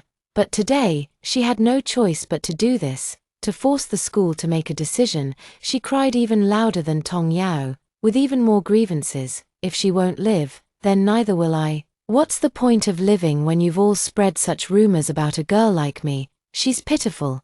But am I not pitiful too? At worst, we'll die together. Nursery rhyme. You jump. You jump and I'll jump right after you. In the end, neither of them jumped because the principal showed up. The principal finally appeared. The middle-aged man, already advanced in years, was so anxious he nearly turned his hair white. He spoke until his mouth was dry, with such sincerity that he swore to heaven he would handle the matter properly. In the end, both Lu Chaojiao and Tong Yao were helped down from the wall by their counselor. After they came down, both counselors turned into weak-kneed jellyfish. As college students of this era, you actually resorted to the tactics of a shrew, crying, making a scene, and threatening suicide, methods used by the uncultured. You've disappointed me so much. Tong Yao's face turned completely pale, while Lu Chaojiao remained indifferent. After all, the mistake wasn't hers to begin with. Tong Yao, do you know the maximum sentence for spreading rumors? 3 years, 3 whole years. The school's disciplinary action against you is already the lightest punishment possible, and yet you're threatening to jump off a building to intimidate the school. You, student Tong Yao, will first have your parents take you home. The school is temporarily unable to provide you with an education. Upon hearing the nursery rhyme, Tong Yao collapsed to the ground in despair, staring at Lu Chaojiao. She couldn't comprehend. Hadn't she just followed the trend and made a few jokes? How had things escalated to this point? Because your jokes are enough to ruin a girl's future. Tong Yao, you posted on the confession wall that I seduced your boyfriend, claiming you saw me getting into luxury cars with different men at the school gate multiple times. You're a girl too. When you fabricated these lies, did you not consider the consequences? Tong Yao, just because I'm strong and didn't resort to desperate measures doesn't mean it's no big deal. Let me tell you. This matter won't just pass. You'd better watch your step from now on. If Ji Yanli hadn't helped that day, Lu Chaojiao had no idea what foolish thing she might have done. So even though things had reached such a state, Lu Chaojiao had no intention of forgiving anyone.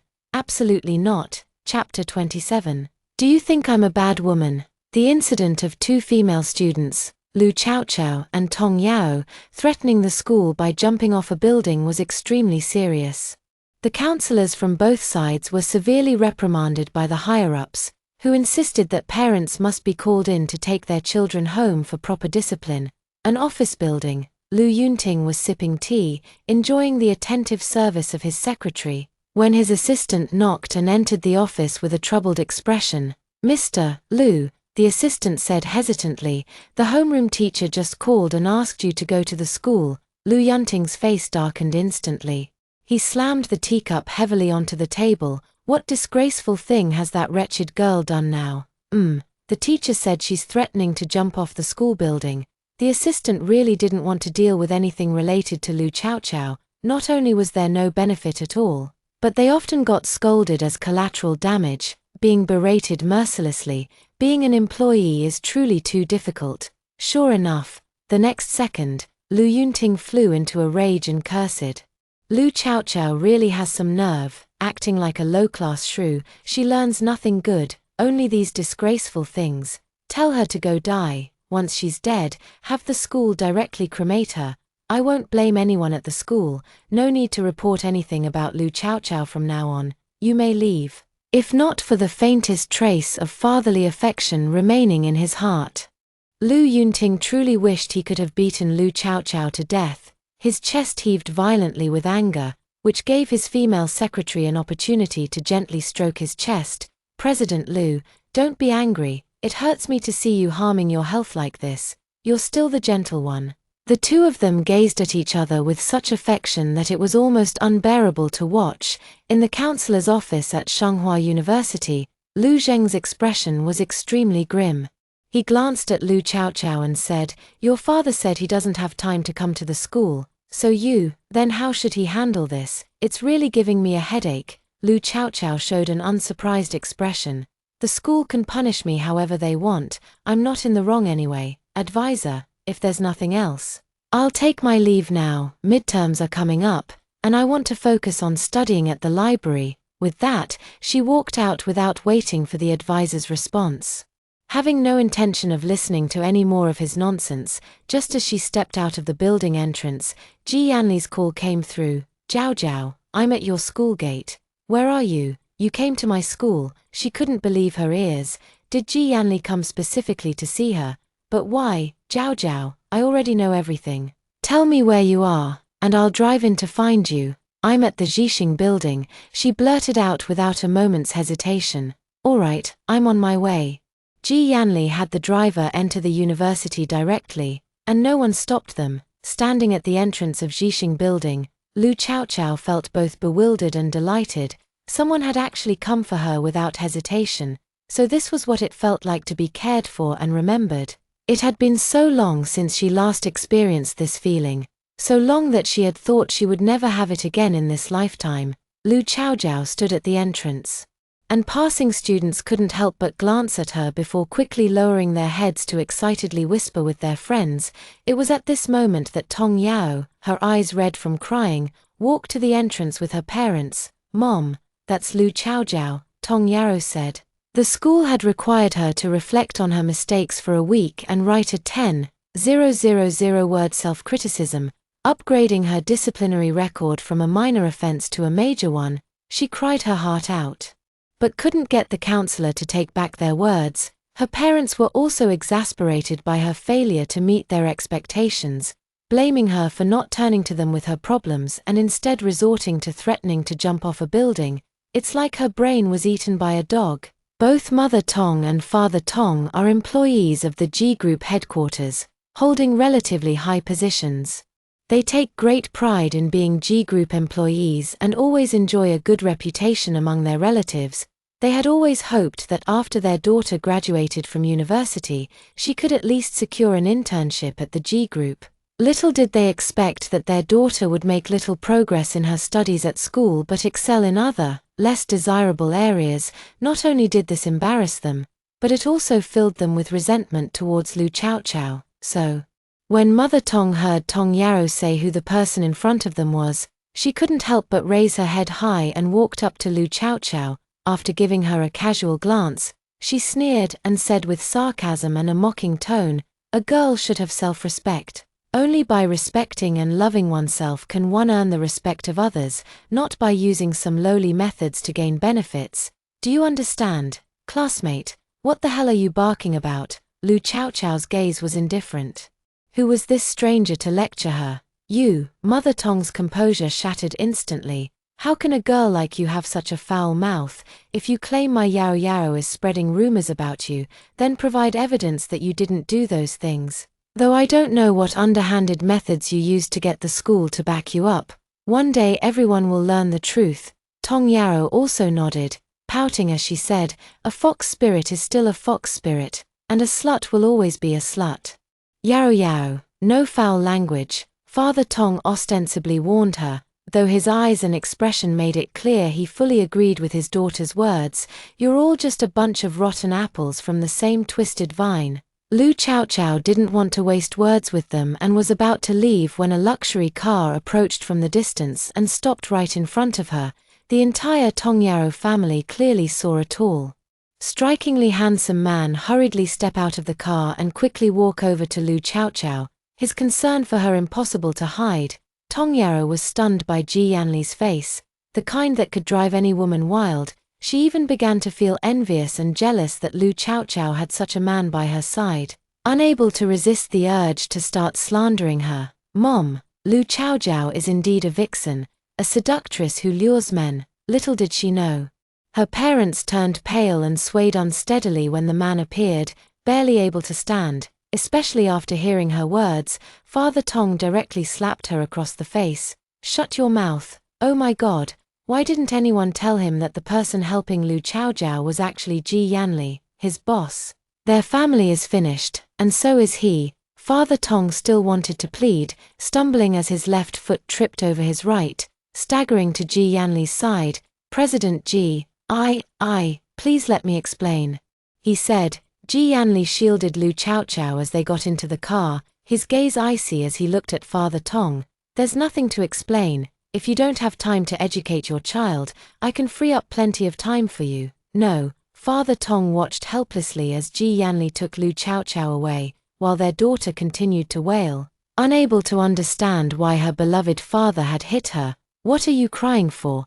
I haven't even started crying yet. Damn it, of all people. You had to provoke Ji Yanli's woman, my dear daughter. You've doomed the entire family. Mother Tong's eyes went blank as she collapsed limply to the ground. Lu Chaochao's hand was gently held by Ji Yanli. She didn't speak, but turned her head to glance back, just in time to see the Tong family members weeping bitterly in each other's arms, feeling soft-hearted. Brother Ji, if I said I feel utterly relieved and even a little smug, would you think I'm a bad woman? Chapter 28 Her Trust. Don't overthink it. Ji Yanli looked at the girl's big eyes and smiled gently. I only care about whether you're hurt or not. The little girl had resorted to the extreme measure of threatening to jump, which truly made his heart leap into his throat. Signing billion-dollar contracts in the past had never made him this scared. But, can you call me if anything happens? What if you climb up and lose your footing? Lu Chaochao actually feels quite scared when she thinks about it now. She was extremely emotional at that time. If her hands had gotten sweaty and her foot had slipped, wouldn't she have passed away at the tender age of 20? She hadn't even gotten her revenge on Lu Yunting yet. Nor had she taken back what rightfully belonged to her. She wouldn't have been able to rest in peace. The little girl rolled her eyes for a long while, then guiltily pinched her fingers. I was too impatient. They blame me for being too heartless, for not understanding my classmates, saying it was just a joke. They also said since nothing actually happened to me, I'm making a big deal out of nothing and trying to push someone to their death. I just can't accept it. Since when does a victim have to forgive their abuser just because the harm wasn't enough, just because their suffering is visible? Does that mean my pain should be invisible? It's like when we were kids. Whenever she and Lu Qingqing had a conflict, even though she was the one more seriously hurt, just because Lu Qingqing could cry and feign weakness, she who stood by without crying became the target. Everyone demanded that she be kind, because while Lu Qingqing was suffering outside, she was enjoying a life of luxury in the villa district. But none of those who advised her considered that everything she enjoyed was rightfully hers. Ji Yanli's eyes turned cold. He knew the little girl had been wronged again today. Let me help you get revenge. Okay, don't think about these things now, stay with me, and you can be a little happier. He could immediately handle anything that made her unhappy. It's already 11 o'clock, how about we go eat? The man checked his watch and asked. He rushed over in a hurry. It wouldn't make sense to just send her back and return to the office. That would be a wasted trip, wouldn't it? Lu Chaojiao rubbed her stomach. The emotional turmoil had been too intense, and the two groups of people she encountered were unfriendly. Her stomach was growling with hunger. Brother Ji, what are we going to eat? The little girl, after all, still had a great interest in food. Whatever Cao Cao wants to eat, I can take you to. The older man wasn't picky about food. He didn't have high demands when it came to meals. As long as it was nutritious and filling, it was good enough for him. Then can we go for barbecue? Lu Chaojiao didn't know why, but she felt very willing to get close to Ji Yanli. Even though they had just met, she had already let her guard down around him, and her tone even carried a hint of coquetry when she spoke. The girl naturally didn't notice her change. But what kind of person was Ji Yanli? Most of the opponents he encountered were practically seasoned veterans. In business negotiations, he could detect even a millimeter shift in the other party's expression. So, of course, he cheerfully said, "All right, let's take you for some barbecue. Do you have any recommendations?" Cao Cao. Lu Chaojiao took out her phone. I saw a trendy barbecue place on Dumi. It's an all-you-can-eat buffet for 69 yuan per person. Driver Xiao Zhao's hand trembled again. When had his boss ever eaten at a 69 yuan per person buffet? Wait, no, his boss had never even been to a buffet before, but would Ji Yanli care about such things? Of course not. He nodded and said, "Okay, Cao Cao. Give the address so Xiao Zhao can navigate us there." "Okay." Lu Chaojiao sweetly gave the address. "Brother Ji, my friends are asking about what happened today. Can I give them a call?" Ji Yanli raised an eyebrow. "Sure." The girl hesitantly made another request.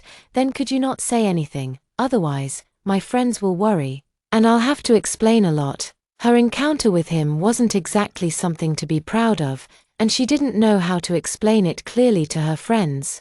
"Then it's better not to mention him at all." Driver Xiao Zhao's heart skipped a beat again, wishing he could close his ears and pretend he hadn't heard anything. His boss wasn't some shady character. "Miss Lu, what exactly are you up to?" But once again, to Xiao Zhao's surprise, Ji Yanli agreed. "All right. I promise not to make a sound, and neither will Xiao Zhao." "Yes, Mr. Ji." Only then did Lu Chaojiao dial the boss's phone number. As soon as the call connected, the three girls started chattering like 500 ducks, shouting into the phone. One moment they scolded Lu Chaojiao for being bold enough to dare jump off a building. The next moment they called Tong Yarrow an idiot, saying it was clearly her fault, yet she thought she could shift the blame onto Lu Chaojiao by making a scene. They're cursing the counselor again, saying the school is just trying to smooth things over, even issuing a disciplinary action half-heartedly. Finally, they even lashed out at the onlookers. "So what do we do now? Zhao Zhao, what did your counselor say?" The school had fresh gossip today. It was all about Lu Zhao and Tong Yarrow's suicide attempt. "I don't know yet. I left in a hurry and didn't want to listen to his nonsense. Anyway, I didn't do anything wrong. And even if there's a penalty, it won't be severe." Ding Shu and the other girls thought about it and agreed. Their Zhao Zhao had reported it to the police, so she was the victim. "So, Zhao Zhao, where are you now?" Lu Zhao glanced at Ji Yanli, blinked her big eyes, and said, "At my uncle's place." "Ji Yanli, when did he become an uncle?" Driver Xiao Zhao, is this really something he should be hearing? Ding Shu didn't know much about Lu Chaojiao's family situation, so when she said that, they believed her. They just found it strange that their friend had never mentioned her uncle before. Ji Yanli watched as Lu Chaojiao hung up the phone and asked in return, "Uncle?" Lu Chaojiao stuck out her tongue and said ingratiatingly, "Well, that way my friend can feel more at ease." The old man wasn't that petty, but someday he'd have to change that title. Because of Ji Yanli's arrival and his protective words, the girl was still very excited when she arrived at the barbecue restaurant. However, since it was a trendy barbecue spot and it was right at noon, they ended up having to wait in line. When did the big CEO Ji Yanli ever need to queue for a meal? Lu Chaojiao, however, took it in stride. After losing her mother and the love of her grandparents, she was no longer the heiress of a wealthy family and had long lost the privilege of making reservations at high-end restaurants. She just felt a bit apologetic toward Ji Yanli. "Brother Ji, I'm sorry for wasting your time. For a man of his status, every minute could earn him millions. He actually made him queue for a buffet that only cost 69 yuan. Well, she felt pretty guilty about it. Being with you is never a waste of my time. Who wouldn't be moved by such sweet words? At any rate," a certain young lady blushed. Finally it's our turn. Today I'm going to feast to my heart's content." Lu Chaochao was indeed very happy. Always rushing to be first in everything, little did she know, due to their striking good looks and obviously expensive outfits, they had been noticed by others the moment they appeared at the entrance. Once inside the restaurant, the two of them attracted even more attention. "Wow, look at that girl. She's so beautiful. Is she an actress? Her skin is so fair. The man behind her is also a total catch. Definitely over 1.9 meters tall, with that broad-shouldered, double-door physique. My God. A man like that was bound to be taken. They're such a perfect match." The excitement of eating barbecue is directly proportional to the post-meal sensation of your head losing all gravitational pull, constantly drooping downward. To put it simply, Lu Chaochao gets sleepy after eating her fill. Watching her doze off in the car, her head bobbing up and down like a little chick pecking at rice, Ji Yanli smiled knowingly, couldn't resist patting her head, and then with a gentle pull. The little one successfully leaned against him. "Let's go home first." By the time they got out of the car, Lu Chaochao was sleeping so soundly that when Ji Yanli picked her up, there wasn't the slightest sign of her waking. "Eat and then sleep. Are you turning into a little pig?" Ji Yanli stared at the sleeping girl's face for a long while before carrying her back to the bedroom.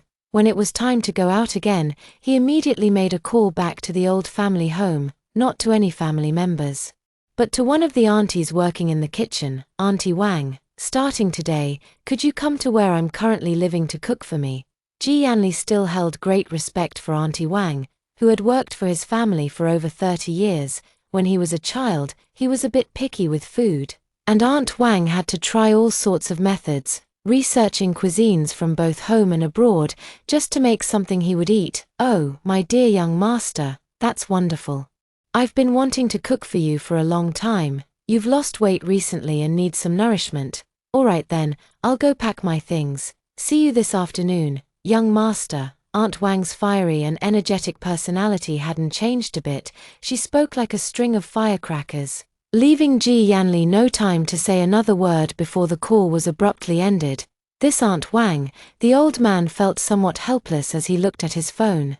Would the arrival of the fiery Aunt Wang really be a good thing? Would it scare Lu Chaochao? He could only hope that Aunt Wang would tone it down a bit. As the boss of the company, Ji Yanli's every minute was meticulously scheduled. Having wasted time in the morning, he would have to speed up and handle his tasks as soon as he returned. Leaving a note for Lu Chaochao, the man put on his coat and hurried away. At 2 in the afternoon, Lu Chaochao, still half asleep, received a call from her academic advisor. The bad news was that due to the negative impact of the suicide incident on the school, she was required to reflect at home for a week and write a 5,000-word self-criticism. The good news was that after the reflection period, she could return to school directly to take the midterm exams. Should I be happy about not having to go to school, or sad about having to write a 5,000-word self-criticism? Lu Chaochao lay there with a somewhat despondent gaze fixed on the ceiling. Chapter 29, Ji Yanli's Revenge. After spacing out for a while, Lu Chaochao finally got up and checked her phone, just in time to notice the message from Ji Yanli. "Chaochao, I've gone to work first. Feel free to go anywhere in the house. I've arranged for a housekeeper to come and cook for you. Don't be alarmed if you see someone when you wake up. She's very nice, just a bit eccentric. If you feel uncomfortable at all, let me know. See you tonight." Lu Chaochao felt her chest filled with satisfaction and happiness, an inexplicable joy flooding her mind. She recalled the messages she had seen on Weibo, where everyone said Ji Yanli was aloof and unapproachable, but they were all wrong. He was clearly so considerate and down to earth. Lu Chaochao replied to Ji Yanli's message and had just gotten out of bed when she heard the doorbell ring. It must be the housekeeper auntie that brother Ji called for. She thought nervously. She slipped on her shoes and hurried to the door, smoothing her clothes slightly before opening it. Standing at the door was a middle-aged woman, around 50 years old, with a plump figure and a kind face. When she looked at her, a burst of delighted light flashed in her eyes, as bright as a thunderbolt, startling Lu Chaochao so much that she took a few steps back. Wow, this auntie's eyes are even brighter than those of Black Cat Detective. Auntie, hello, I'm Lu Chaochao. She raised her right hand nervously to greet her. Oh my goodness, good heavens. Auntie was startled by Lu Chaochao, dropping everything she was holding all over the ground. Young master, he's learned to keep a mistress in a golden house. Lu Chaochao didn't know whether to refute Auntie Wang's mention of keeping a mistress in a golden house, or to bend down and pick up the scattered vegetables on the ground. While she was still thinking, she suddenly found herself being hugged tightly by the auntie. Oh my god, is this what Ji Yanli meant by a bit of a quirky personality? This is not just some at all. Lu Chaochao stiffly nestled against Aunt Wang's warm chest, her face showing embarrassment. Auntie, before she could finish her words, Aunt Wang's scream interrupted her. Oh my god, oh my god, oh my god, it's a real person, it's actually a real person, not a fake one. Auntie, with the current level of technology, it's probably impossible to create a fake person like her. Also, could you please not touch her body? It's so awkward. Fortunately, Aunt Wang still had some sense and quickly composed herself. She affectionately took Lu Chaochao's hand and couldn't help but look her up and down. Her face, eyes, and entire body expressed her delight, astonishment, and disbelief. My young master is really doing big things quietly. Aunt Wang was so excited she could almost cry. Her monk-like young master actually had a woman hidden in his house. A woman. Woo-woo. Her young master finally has a woman by his side. Is your name Jiao Jiao? Miss Jiao Jiao? I'm the auntie called by Master Ji. He said he wanted me to come and cook. I thought he missed my cooking. But I never expected he had you hidden at home. This is truly wonderful. Fantastic. Absolutely amazing. If the old madam and the mistress at home were to find out, how delighted they would be. The Ji family is counting on Ji Yanli to get married and have children, to carry on the family line. Aunt Wang quickly squatted down and swiftly gathered up the vegetables that had fallen on the ground, not needing any help from Lu Chaochao at all. Miss Chaochao, you can just sit on the sofa. I can handle this by myself. As soon as Aunt Wang put the things in the kitchen, she seemed full of energy, looking at Lu Chaochao as if she were her own child, gentle and affectionate, with excitement shining in her eyes, radiating happiness. She took Lu Chaochao's hand and said, Miss Chaochao, how long have you been with our young master? When are you planning to get engaged? Are you considering marriage in the next couple of years? How many children do you plan to have in the future? Miss Jiao Jiao, your Auntie Wang here is the best at cooking. If you marry our young master, whether it's Michelin-starred cuisine from abroad or private home-style dishes, if you want to eat something that flies in the sky or swims in the water, or even drink mountain spring water from overseas in the morning, it's no problem at all. Air shipping is very convenient, you know. Aunt Wang, you've misunderstood. Big brother Ji and I, it's not that kind of relationship. This is so awkward. Lu Chaochao felt her palms sweating. But after hearing Lu Chaochao's explanation, Aunt Wang's expression didn't change at all. Instead, she showed an inscrutable smile. Oh, I understand you youngsters. You're just a young girl, with a thin face, feeling embarrassed now, aren't you? Never mind, then I won't ask anymore.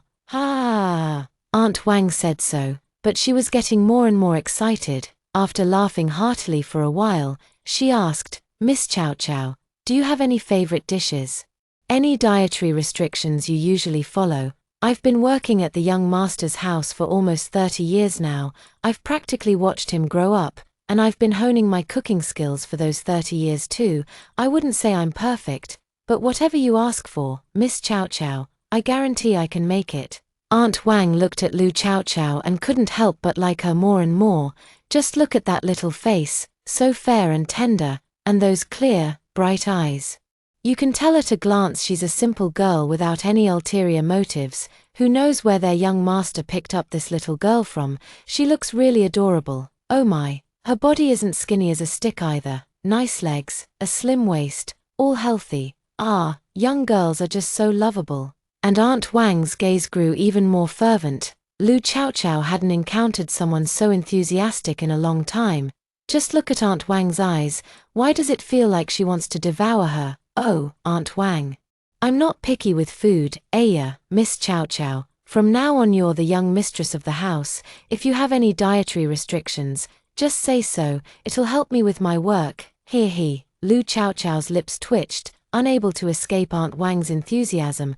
I don't like offal, any kind of offal. Got it. I'll never cook offal from now on, Aunt Wang replied with a beaming smile. I don't like eating pumpkin or bitter melon either. Anything else? No, that's it. Only then did Aunt Wang release Lu Chaochao's hand with satisfaction. Then, Miss Chaochao, I'll go prepare your meal now. But it's only 2:30 now. Isn't it too early to make dinner? Oh, right, look how excited I am. I forgot about the time. But this couldn't stump Aunt Wang. Then, Miss Chaochao, how about I make you some afternoon tea, cappuccino, coffee, milk tea? For pastries, would you like cookies, cream cake, snowskin mooncakes, or something else? Lu Chaochao quickly waved her hands, saying it was giving her decision fatigue. Auntie Wang, you decide. I'm fine with anything, really anything. After another 10 minutes of back and forth, Auntie Wang finally went to the kitchen to get busy. Only then did Lu Chaochao return to her bedroom to send Ji Yanli a message. Aunt Wang isn't just a little bit lively, she's incredibly, over-the-top enthusiastic, times 10,086. Ji Yanli had just finished handling a meeting when he walked out of the conference room and saw the message Lu Jiaojiao had sent. He couldn't help but press his lips together in a smile. This startled an employee passing by, who stumbled in shock and crashed into a colleague's arms. What are you doing? Oh my God. I just saw President Ji smile. He smiled. It's terrifying. Absolutely terrifying. You all must not slack off today no matter what. The news of Ji Yanli smiling spread rapidly through the employee group chat. In high spirits, Ji Yanli called his assistant Ju into his office the moment he returned. Give me an update. The incident Lu Jiaojiao encountered at school wasn't over yet. Assistant Ju began reciting like a robot. Tong Yao is a junior majoring in finance. Her parents work at the G Corporation headquarters. Her mother is the HR manager, and her father is the team leader of Sales Group 1 in the sales department. Ji Yanli's earlier cheerfulness vanished instantly. Curling his lips into a smirk, he said, if their daughter enjoys jumping off buildings so much, let's give them some time off. They can accompany her to try all the extreme activities in Kyoto, bungee jumping, skydiving, and the like. Notify them directly. If they can't complete it within a month, their vacation can be extended indefinitely, like jumping off buildings. Then the whole family can go jump off buildings every day for fun. One could only say Ji Yanli's scheming runs quite deep. As for the teachers who verbally attacked Miss Lu, their information is here. Assistant Ju handed the documents to Ji Yanli. The man glanced at them casually. After all, Chaochao still has to return to school. Making too big a scene wouldn't be good for her. Give the principal a call and tell him I'll be donating research funds to their school later. Let him handle it as he sees fit. As for how those teachers should be punished, that's the principal's matter. During your meeting, Mr. G, young Master Lin called and said that no other messages were found in Lu Qingqing and the Shu family's young master's phones. Jiang Dao has woken up and admitted that he was responsible for everything. When Miss Lu jumped from the building, the counselor called her father, but Assistant Ju hesitated, unsure whether to continue. Go on, Ji Yanli said expressionlessly. Miss Lu's father said that from now on, there's no need to inform him of any news about Miss Lu. He said, if Miss Lu were to die at school, they could just directly take her away and cremate her. After delivering the message, Assistant Ju desperately wanted to hide himself. His weak, helpless, and pitiful body couldn't withstand the storm of President Ji's wrath. Sure enough, Ji Yanli let out a meaningful laugh. I remember the Ji family owns a rose estate that has been supplying raw materials to the Lu Corporation, right? Yes. The Liu family made their fortune with rose essential oil. It's a secret recipe brought out from the palace by the Sheng family. This rose essential oil primarily focuses on anti-aging and reducing fine lines. It's a high-end skincare product with a luxury price tag. Very popular among wealthy ladies and celebrities, the Liu family's growth to this point has largely relied on this essential oil. Ji Yanli nodded and tapped his fingers on the table. Pass the word to the person in charge of the rose estate. I have plans for this year's roses, so halt all transactions with the Liu Corporation. As for the other rose estates on the market, you know what to do. Assistant Ju put away the documents and said loudly, "Got it, I'll handle it right away." If even the Ji family is unwilling to cooperate, who else in the market would dare to? Without roses, how can rose essential oil be made? A company's flagship product is gone. What direction will it develop towards then? Ji Yanli was curious to see what other tricks Liu Yunting had up his sleeve. However, from now on, he wouldn't let anyone bully his Chow Chow anymore. Chapter 30, Ji Yanli's business trip. Plans never keep up with changes. Ji Yanli had thought he could accompany Liu Chow Chow for dinner after work, but unexpected issues arose with the overseas project, requiring him to fly over immediately to handle them. Around 5 o'clock, he returned home to see Liu Chow Chow briefly before setting off. "Oh, Brother Ji, you're going on a business trip." Liu Chow Chow was initially delighted to see Ji Yanli return home, but her mood instantly plummeted upon hearing he was about to leave for a business trip, unable to hold back. Her eyes welled up with tears, and an overwhelming sense of reluctance surged in her heart. They had only known each other for 2 or 3 days. How could she already feel this way? Liu Chow Chow hated herself for being so weak, yet the tears kept falling uncontrollably, drop by drop. This really made the man's heart ache. Aunt Wang also gave him a hard push before returning to the kitchen, sticking her head out to observe the young couple flirting in the living room. TSK. Just look at this situation. There's no way they're not dating. Aunt Wang saw right through their relationship, crystal clear. In the living room, Ji Yanli gently wiped Liu Chow Chow's tears with a tissue. His words as tender as water. This usually arrogant and domineering man lowered his proud head to comfort the girl before him. "I'll be back as soon as I finish work. You can message me anytime if you miss me. I can't promise to reply right away, but I promise I will reply." Liu Chow Chow was initially feeling a bit sad, but upon hearing such words, she couldn't help but feel her heart flutter like a deer. Twisting her body slightly, she murmured in a soft voice, I wouldn't miss you anyway." Ji Yanli raised his eyebrows, his eyes brimming with amusement. "All right then, since Chow Chow doesn't want to miss me, I'll go pack my things." With that, he pretended to leave, putting on a pitiful act. Liu Chow Chow was no match for the old fox. With just one move, she fell into the trap and couldn't climb out. The moment the man turned to leave, she grabbed his sleeve. I'll miss you, and I'll message you. Stay safe and eat well." As a modern college student, Liu Chow Chow found herself at a loss for words when facing Ji Yanli. Despite having plenty of phrases in mind, none made it past her throat. Fortunately, Ji Yanli was perceptive. He gently patted the young girl's head and spoke softly, "Listen to Chow Chow. Then, you rest well at home. If anything comes up, you can call me, or reach out to Assistant Ju, or you can talk to Aunt Wang. Any one of them can help you, if it weren't for the urgent work abroad that required his immediate attention. He wouldn't feel comfortable leaving the little one alone at home. If she knew that her scheming stepsister and ex-fiancé had found out nothing, she would be utterly heartbroken.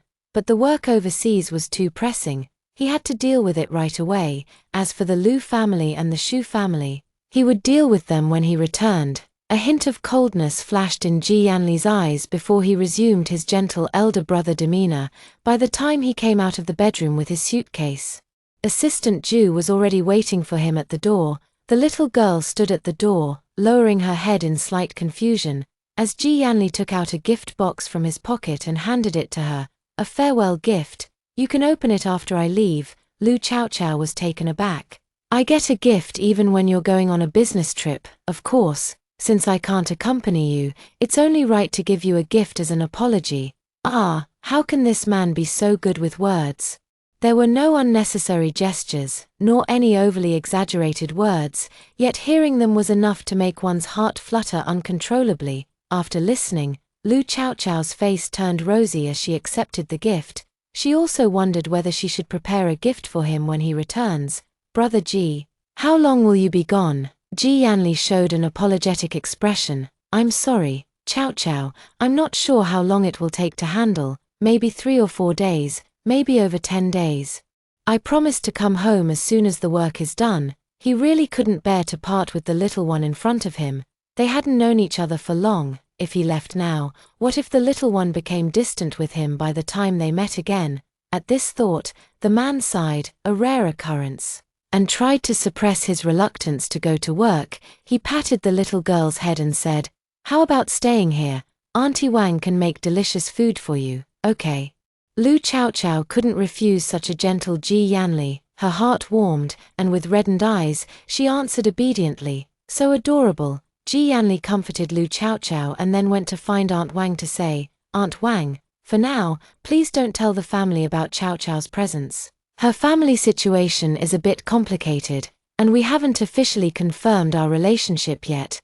When the time is right, I'll bring her home." Aunt Wang nodded cheerfully, finally understanding that their young master had truly set his heart on the young girl. "She's a bit introverted, so don't tease her too much." "Oh dear, I know, just hurry up and get to work." Finally, Ji Yanli stepped into the elevator with a hint of reluctance. As the doors closed, his heart felt suddenly empty. Little did he know what kind of surprise Lu Chaochao would have in store for him upon his return. Chapter 31, Chaochao's Good Fortune. After Ji Yanli left, only Lu Chaochao and Aunt Wang remained in the penthouse. Aunt Wang couldn't help but find Lu Chaochao's despondent look rather amusing, still saying there's nothing between them, just look at that little face full of reluctance. "Chaochao, how about I make you some beef for dinner tonight? Just got some premium steak airshipped from abroad." Clutching the gift box, Lu Chaochao blinked her eyes as her mouth began to water. She was already craving it. "All right, Chaochao. You go play for a while first, I'll call you later." Lu Chaochao also felt she couldn't be of much help, and since she was curious about the gift Ji Yanli had sent her, she obediently returned to the bedroom. The gift box wasn't big, but it was wrapped very exquisitely. It had been so long since Lu Chaochao received a gift that she was extremely careful while unwrapping it. She thought that even if it was just a lollipop inside, it would make her very happy and bring her joy. This is what it feels like to be cared for by someone. What on earth could it be? As soon as the gift box was opened, Lu Chaochao's mouth fell open in surprise. A bank card. Yes, Ji Yanli had left Lu Chaochao a bank card. Why, give me a card? She couldn't quite figure it out. Inside the gift box, there was also a greeting card. Lu Chaochao hurriedly opened it to see bold, sweeping strokes of handwriting. It looked just like Ji Yanli's unruly and unconstrained demeanor. "Chaochao, I'm sorry for giving you the bank card in this way. The password is your birthday. I worry about you when I'm not by your side. Please forgive me. I mean nothing else by it. I just thought perhaps you could use the money in this card to protect those you wish to protect." Lu Chaochao's eyes instantly turned red, and tears fell like pearls of water, pattering down. The person she wanted to protect, wasn't that her great-grandfather? Woo-woo, he knows about great-grandfather's existence, doesn't he? Wiping her tears, Lu Chaochao thought of her great-grandfather, still unconscious in bed. Her thoughts drifted back to when she was 8 years old. Back then, she was still the little princess of the Sheng family, doted on by her mother and all the elders. Her great-grandfather was the most senior member of the family. When she was a child, her great-grandfather was in excellent health. He often went hiking and would casually experiment with different essential oils. One could say he was the pillar of the Sheng family. With him around, the family company continuously launched new products, gradually growing into the finest skincare company in Asia. How unpredictable life is. Her mother had simply gone out to work. So how could she have been in a car accident and died on the spot despite rescue efforts? Less than a month after her mother's passing, Lu Yunting brought Lu Qingqing and Xiao Jingxian to their doorstep, causing Grandpa to suffer a sudden cerebral hemorrhage. He didn't survive long after treatment and passed away too. Grandma was a very gentle and traditional woman who had lived her whole life for her husband and daughter, with both of her most important people gone. She became depressed and heartbroken. Then one day, she suffered a sudden heart attack and also passed away. The Sheng family lost 3 members in quick succession. Ignoring the gossip and rumors from outsiders, Lu Yunting, under the guise of being the Sheng family's son-in-law, directly assumed the position of chairman at Shengyu Company. Lu Yunting had the capability to rise from the countryside to the capital and endure the humiliation of becoming a live-in son-in-law for the sake of his future. Within less than a year, he managed to drive out all those who opposed him at Shengyu Company. From then on, Shengyu Company became Lu Yunting's sole possession, granting him the highest decision-making authority within the company. The patriarch of the Sheng family had always harbored doubts about the deaths of his son, daughter-in-law, and granddaughter. He sneered at Lu Yunting's actions and refused to provide the company with any more secret essential oil formulas. Without the secret formulas, the company had no chance of progressing toward a better future. Later, for some unknown reason, the two began arguing in the flower garden, and then the elderly Sheng patriarch collapsed unconscious. After being rushed to the hospital and undergoing emergency treatment, he became a vegetable. At that time, Lu Chaojiao was only 9 years old. She couldn't understand why her beloved family members were leaving her one after another. So at Lu Qingqing's birthday party, she caused a huge scene, exposing Lu Yunting's actions to the entire wealthy circle and even casting doubt on whether the Sheng family's deaths were truly accidental. From that moment on, Lu Yunting developed an unprecedented hatred for Lu Chaojiao. Yet, to protect the Lu family's reputation and avoid police suspicion and investigation, he had no choice but to continue funding the hospital to keep the comatose Sheng patriarch alive, even though doctors had declared him a living corpse, unless he wants the Lu family company to be disgraced. But that was the Lu Yunting of 10 years ago. After continuously devouring other small businesses, he has long since developed the company. The existence of the Sheng family's patriarch doesn't seem that important anymore. After all, the elite social circle changes quickly. How many can really remember? Lu Jiaojiao had another big fight with Lu Yunting last time. She constantly worries whether he might suddenly cut off the great-grandfather's maintenance expenses.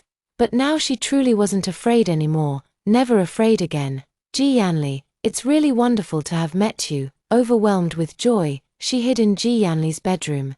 Crying and laughing, she really wanted to call him to say thank you, but then remembered he was still on the plane and probably couldn't take the call. I'll thank you properly when you get back. Lu Chaojiao thought all her happiness and luck in this life had been exhausted before the age of 8. Never did she expect that at 20, she would encounter her fortune once again, though she didn't know how long this stroke of luck would last. She was still grateful to the heavens for letting her meet Ji Yanli. From now on, she would strive to live even more diligently. Lu Chaojiao, go for it. You're definitely the best. All the Lu family members thought her major was useless to the company, unaware that she had long inherited her great-grandfather's talent for plants. In other words, she could also develop new skincare formulas. The skincare effects wouldn't be inferior to any product on the market before, without sufficient strength. She dared not reveal her talent at all, fearing she couldn't protect the formulas she had painstakingly developed. But now, Lu Chaojiao was no longer afraid. The week of reflection at home passed very happily for Lu Chaojiao, and she felt incredibly free. Aunt Wang was a very straightforward and somewhat comical middle-aged woman. When she noticed Lu Chaojiao was a bit reserved around her, she would clown around to make her laugh heartily. She could perform a stand-up comedy routine all by herself while scratching her head over writing a self-criticism, clearly articulating the essence of the confession. Lu Chaojiao also laughed so hard she nearly doubled over, finishing her 5,000-word self-criticism in less than half a day. When returning to school for midterm exams, she even made a point of bringing fried dough sticks and eggs. Chaojiao, eat this quickly, and you'll score 100 on your test. Lu Chaojiao looked at the 2 fried dough sticks and 1 egg, almost laughing so hard that snot bubbles popped out. Ha ha ha, thank you, Auntie Wang, but my exams last a whole week. Auntie Wang was only troubled for a minute. No problem, I can make the fried dough sticks and eggs into different shapes for a whole week. Thank you, Auntie Wang. I love you so much." Auntie Wang smiled with her eyes curved, gently pinching Lu Chaochao's little cheek. "Auntie loves you too. Remember to wear more when you go out." Okay. Lu Chaochao smiled sweeter than honey, while waiting for the subway. Lu Chaochao didn't feel lonely. She would take out her phone, put on her earphones, and open WeChat, where the contact labeled Ji Yanli was already pinned at the top. Ji Yanli had been on a business trip for a week. During this time, they hadn't lost contact, although there was a time difference in their communication. Neither of them saw it as a problem. It just meant replying a bit later. Sure enough, as soon as Lu Chaochao opened the chat window, it was filled with dense messages sent by Ji Yanli. "Chaochao, I suddenly miss you so much. Chaochao, it's snowing outside. Remember to wear more clothes. Chaochao, I encountered an opponent today, and his body odor was so strong I almost suffocated. Ha ha ha." Once on the subway, Lu Chaochao could no longer hold back her laughter, disregarding the bewildered looks from others. Strong body odor. Ha ha ha. She nearly laughed until tears came out. Who would have thought that Ji Yanli, who was always gentle and humble in front of her, would secretly gossip about others behind their backs? It was just too hilarious. Perhaps because Ji Yanli's words had left too deep an impression. The moment Lu Jiaojiao stepped off the subway, her mind was completely occupied by the phrase strong body odor. Suddenly, she felt the subway was too crowded, the mingled smells making her nauseous. After exiting the subway, Lu Jiaojiao retched twice but didn't throw up anything. Then headed toward the school. However, the whole way she felt a heaviness in her chest and was extremely nauseous. What's wrong with me? Could it be that just one sentence has made me feel sick until now? The days of pregnancy are counted from the first day of the last menstrual period. If I set Chao Chao's period to have come at the beginning of the month, and she and Ji Yanli met and developed a relationship in the middle of the month, then by the end of the month Chao Chao could discover she's already 4 weeks pregnant. That's the idea. Chapter 32. She's acting very strangely. The exams last for a week, stretching from late October to early November. The tests left students thoroughly exhausted, with students from every major at Tsinghua University looking utterly drained. Lu Chaochao, in particular, had to take a chemistry lab practical exam. However, the thought of Ji Yanli returning tonight made her eyes crinkle with satisfaction, her heart warming as if something was overflowing inside. Nothing like a college student worn out by exams. The smile on her face was even brighter than the sun today. Ding Shu and the others came out of the teaching building and saw Lu Jiaojiao smiling brightly. "Jiaojiao, you must be so happy because the exams have made you silly." "Not at all, I just feel so relaxed now that the exams are over." Half a month had passed since the rumors about Lu Jiaojiao were spread, and few people at school were still talking about her. The girl who tried to threaten Lu Chaochao by threatening to jump off a building, Tong Yao, reportedly took a leave of absence from school. It seems she's planning to take some electrician certification exam and even wants her father to take it with her. She also said that if she doesn't pass the electrician exam, she won't return to school. Lu Chaochao and her roommates were all puzzled. Why would someone give up a perfectly good education to pursue an electrician certification? Yuan Jiayin came up with a wild theory. Maybe it was an idea that came to her when she was about to jump, realizing she's not afraid of heights, so she could have a side hustle. What the hell kind of side hustle is that? But to Lu Chaojiao, all these strangers were unimportant. She would never know that certain counselors at Tsinghua University had been quietly demoted, some had lost their professional titles, and even the principal's family had encountered a series of non-lethal but annoying little troubles. All she knew was that she had been extremely happy these past 2 weeks. The first week was spent learning to make pastries and milk tea with Aunt Wang at home, and in their free time, they would go to the karaoke room to sing their hearts out and dance together. Of course, most of the time was spent video calling and chatting with Ji Yanli. That man was incredibly romantic with his words. He would show Lu Chaochao the heavy snow abroad and then say, "Chaochao, I really want to hold your hand and take a walk." While working and sipping coffee, I'd say, "If Jiaojiao were by my side, I wouldn't need coffee to stay awake." Sometimes Lu Chaochao would fall asleep, and the next morning the video call would still be connected. The man would say, "Chaochao, you look like a little kitten when you sleep, so adorable." Just thinking about this, Lu Chaochao couldn't help but smile, laughing so much that Ding Shu and the others had to physically support her. "Chaochao, you don't look like someone who just finished an exam. Is there something going on with you?" Lu Chaochao was startled inside, touching her beaming face, and shouted in a high-pitched voice, "Me? What could possibly be going on with me?" The little girl who had never lied before rolled her eyes around, which only made Ding Shu and the others even more certain. "All right, Jiao Jiao, are you secretly dating someone behind our backs?" Lu Chaojiao let out an "ah," covering her face in embarrassment and stomping her feet. "I didn't, don't talk nonsense. Is she in love?" "Probably not. After all, Ji Yanli hasn't mentioned anything about dating, neither on the phone nor on WeChat." "Oh, what is she thinking? She and Ji Yanli have just met.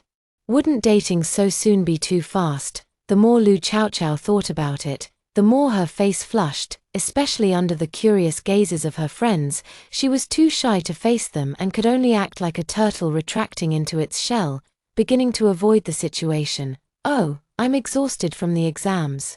I'm going to the cafeteria for lunch. Are you guys coming?" Speaking of eating, Lu Chaochao wasn't sure if it was because of the recent exam stress, but she had been eating very little at home. Even a little extra food made her feel stuffy and uncomfortable. Even Aunt Wang wondered if her cooking skills had declined. Why was Lu Chaochao eating so little? Lu Chaojiao could only comfort Aunt Wang, saying she was just stressed during exam week, so she ate less. To avoid being questioned by her friends, Lu Chaochao fled the scene first, leaving Ding Shu and the others to chase after her with their inquiries. "Fine. Lu Chaojiao, you've become naughty. Hurry up and confess the truth." "I haven't done anything wrong." The group of girls, chasing and playing around, arrived at the cafeteria together. The aroma of food made their stomachs growl, and they began searching for what to eat today. "Oh dear, what should we have today? Braised pork trotters rice, spicy hot pot, or maybe stinky rice noodles?" Hehe. While Ding Shu and the others were carefully choosing their meals, only Lu Chaochao had been covering her nose since they entered. She didn't know why, but the usually fragrant food smells today felt unusually pungent, making her stomach churn and her mouth water with nausea. She couldn't eat anything at all. "Jiao Jiao, why do you suddenly look so pale?" Ding Shu and the others had already ordered the food when they noticed something was off with Lu Jiao. "I don't know either. Maybe I'm catching a cold. As soon as I entered the cafeteria, I felt like throwing up." Lu Jiao forced herself to endure the nausea and ordered a bowl of hot and sour noodles. "Auntie, could you add more vinegar, please?" Bai Huan looked at Lu Jiao's pale face and said, "Jiao, are you okay? Is the cafeteria too stuffy? Do you feel unwell? Winter has arrived, and the cafeteria has put up thermal curtains at the entrance to keep the warmth in. Combined with the large crowd, it does make the place feel stuffy." Lu Chaochao glanced around the cafeteria filled with students and nodded. "Probably. Let's take our food back to the dorm to eat then." "Alright," but Lu Chaochao never expected that when her roommates brought their lunch back, as soon as Bai Hu opened her braised pork knuckle rice, the greasy smell hit her so hard that she rushed to the bathroom and threw up violently. Chapter 33 Lu Yunting's Murderous Intent. Lu Chaochao vomited everything she had eaten in the morning. Feeling utterly drained, she emerged weakly from the bathroom. As the dorm leader, Ding Shu had already opened the balcony window to let in fresh air, hoping it would make her feel better. He handed her a tissue to wipe her face. Yuan Jiayin and the others looked worried. "Chaochao, what's wrong? Why are you throwing up?" Lu Chaochao clutched her stomach, which was spasming from vomiting, and weakly said, "Maybe it's because I ate 2 ice creams yesterday and then caught a cold." Lu Chaochao, "It's so cold outside, and you ate 2 ice creams. If you didn't catch a cold, who would?" Ding Shu was exasperated. How could her friend have become so foolish after resting at her uncle's place? Lu Chaochao also gave an awkward smile. Yesterday, when she heard Ji Yanli was coming home, she got so excited that she couldn't sleep late at night. She went to the kitchen, took 2 ice creams from the fridge, and even finished the leftover cake. "It's just 2 ice creams. How did I get so weak that I'm throwing up like crazy?" supported by her roommates to her seat. Lu Chaochao glanced at the spicy and sour noodles, covered her nose, frowned, and said, "Ugh, I feel like throwing up, ugh, it really stinks." At this point, Ding Shu and the others didn't waste any more time. They all left their lunches in the hallway and returned to the dorm room, grumbling angrily. "Everyone knows that since we all got COVID, our health hasn't been as good as before. And you're just a fragile college student, stealing 2 ice creams. You might as well puke yourself to death." That's what they said, but they were still pouring water and preparing cold medicine. "You must have caught a cold. Drink a packet of cold medicine first and see if you feel better after a nap. Then maybe I should step out first. You guys have lunch, and I'll come back in later." "Lu Chaochao, get back to bed right now. This instant." "Yes, boss, I'll go right away." Hearing the boss was angry, Lu Chaochao quickly climbed onto the bed and flashed an ingratiating smile. "Take your time eating." Then, once again, Lu Chaochao basked in the doting affection of her roommates. So-and-so office building. Lu Yunting's face was overcast with anger. His lips pressed tightly together as he glared with wide eyes, breathing heavily. "Say it again. What exactly did they say?" His employees were trembling with fear as they repeated the message they'd received for the 10th time.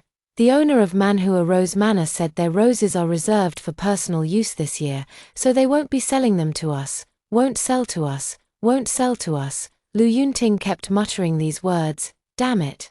If they don't sell us the roses, how are we supposed to stock our products? Tell me, how are we supposed to stock them?" His bloodshot eyes were as crimson as a ghost's. "What gives them the right not to sell? The company has a contract with them. If they don't sell, it's a breach of contract, and they'll have to pay a hefty compensation. The roses from Manhua Manor are the raw materials for their company's flagship product, rose essential oil. If they can't obtain the raw materials, it means their products will have to be put on hold in the future. But 1/3 of the company's profits rely on this essential oil. Now his employees are telling him that the manor is no longer selling roses. Damn it, they're all useless." The employee was also at a loss for words, his face twisted into a bitter expression. No contract was signed." "What do you mean?" Lu Yunting clenched his fists. The employee said with a mournful face. "The contract expired last month. It expired last month. That manager Lu was supposed to go and sign it, but then someone called him about a collaboration. So he diverted to a cocktail party instead." The manager Lu the employee referred to was Lu Yunting's nephew, a graduate of a prestigious 985 university.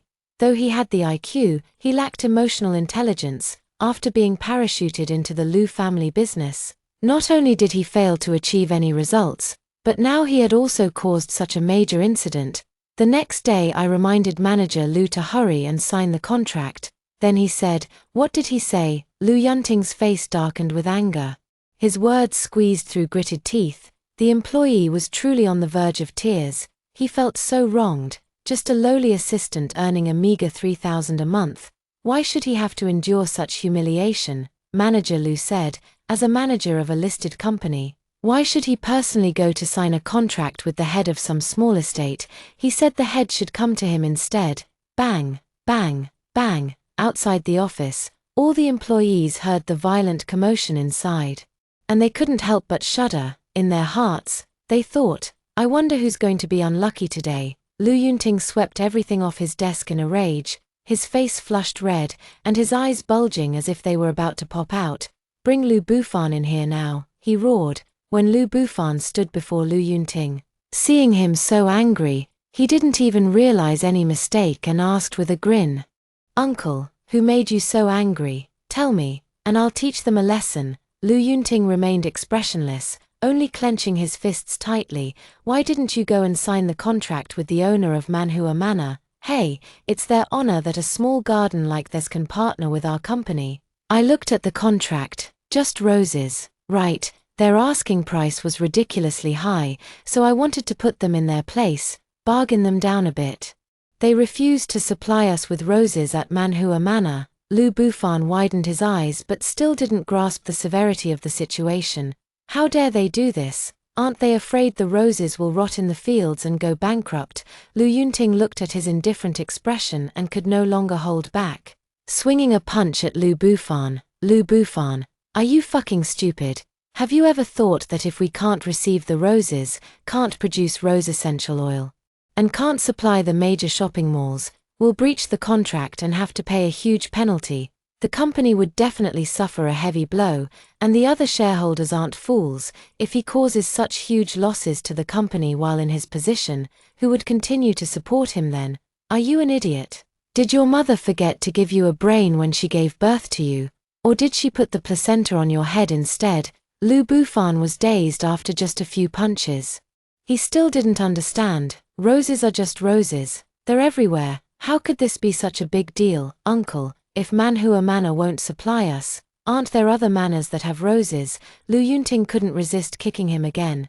But our rose essential oil requires roses from their Manhua estate. Otherwise, why would he spend so much money every year just to be a sucker? It's all that old bastard's fault for making the secret formula so foolproof. The slightest alteration drastically reduces the efficacy of the produced essential oil. They've literally tied the fate of the entire company to a single estate. At this thought, a glint of murderous intent flashed in Lu Yunting's eyes. Breathing heavily, his eyes bloodshot, the veins at his temples throbbed visibly. As if things couldn't get worse, his assistant entered shakily and cautiously spoke up. President Lu. The hospital called to say that the old master's annual recuperation fees are due, and they need you to settle the payment. Get out, all of you. Get the hell out. Do you really need to bother me with such trivial matters? Tell the hospital, no payment, that old bastard has lived long enough, costing me 7 or 8 million over the years. He's had his fair share. Get the car ready for me immediately. I need to go to the estate, old bastard. It's time to send you to reunite with your son, daughter-in-law, and granddaughter. Chapter 34. I'll bury your entire family with you. At this moment, Lu Chaochao, who was having sweet dreams in the dormitory, received a phone call. Ms. Lu, this is Nurse Xiaohui from Ankang Hospital. Do you still remember me? Lu Chaochao's muddled mind instantly became clear. Isn't Ankang Hospital the same one where great-grandpa was recuperating? Could it be that something happened to great-grandfather? No, she had just visited great-grandpa a week ago. And he was fine, breathing steadily with no issues at all. Lu Chaochao's tears streamed down instantly. I know, Sister Xiaohui, did something happen to my great-grandpa? How is he now? I'll come right away. Xiaohui is a nurse at Ankang Hospital, where she has been working in the rehabilitation department. The patients here are all wealthy individuals, and Lu Chaochao frequently visits the hospital to see her great-grandfather. The two are acquainted but not particularly close.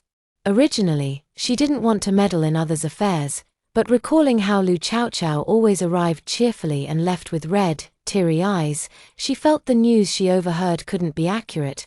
Don't panic just yet. Your great-grandfather is fine for now. Though who knows about later. Listen to me. I just passed by your great-grandfather's room and overheard the nurses and doctors talking. They said your family has stopped paying for his treatment. It seems your family gave up on your great-grandfather, but without the ventilator and intubation, he would never have woken up completely. That bastard Lu Yunting. Lu Chaojiao covered her mouth, barely holding back her tears. She hurriedly got out of bed but accidentally missed her footing and fell to the ground. Thud, ouch. For some reason, she didn't sprain her ankle, but her stomach took a hard jolt, sending waves of pain throughout her body instantly. Her voice startled her roommates awake. Chaochao.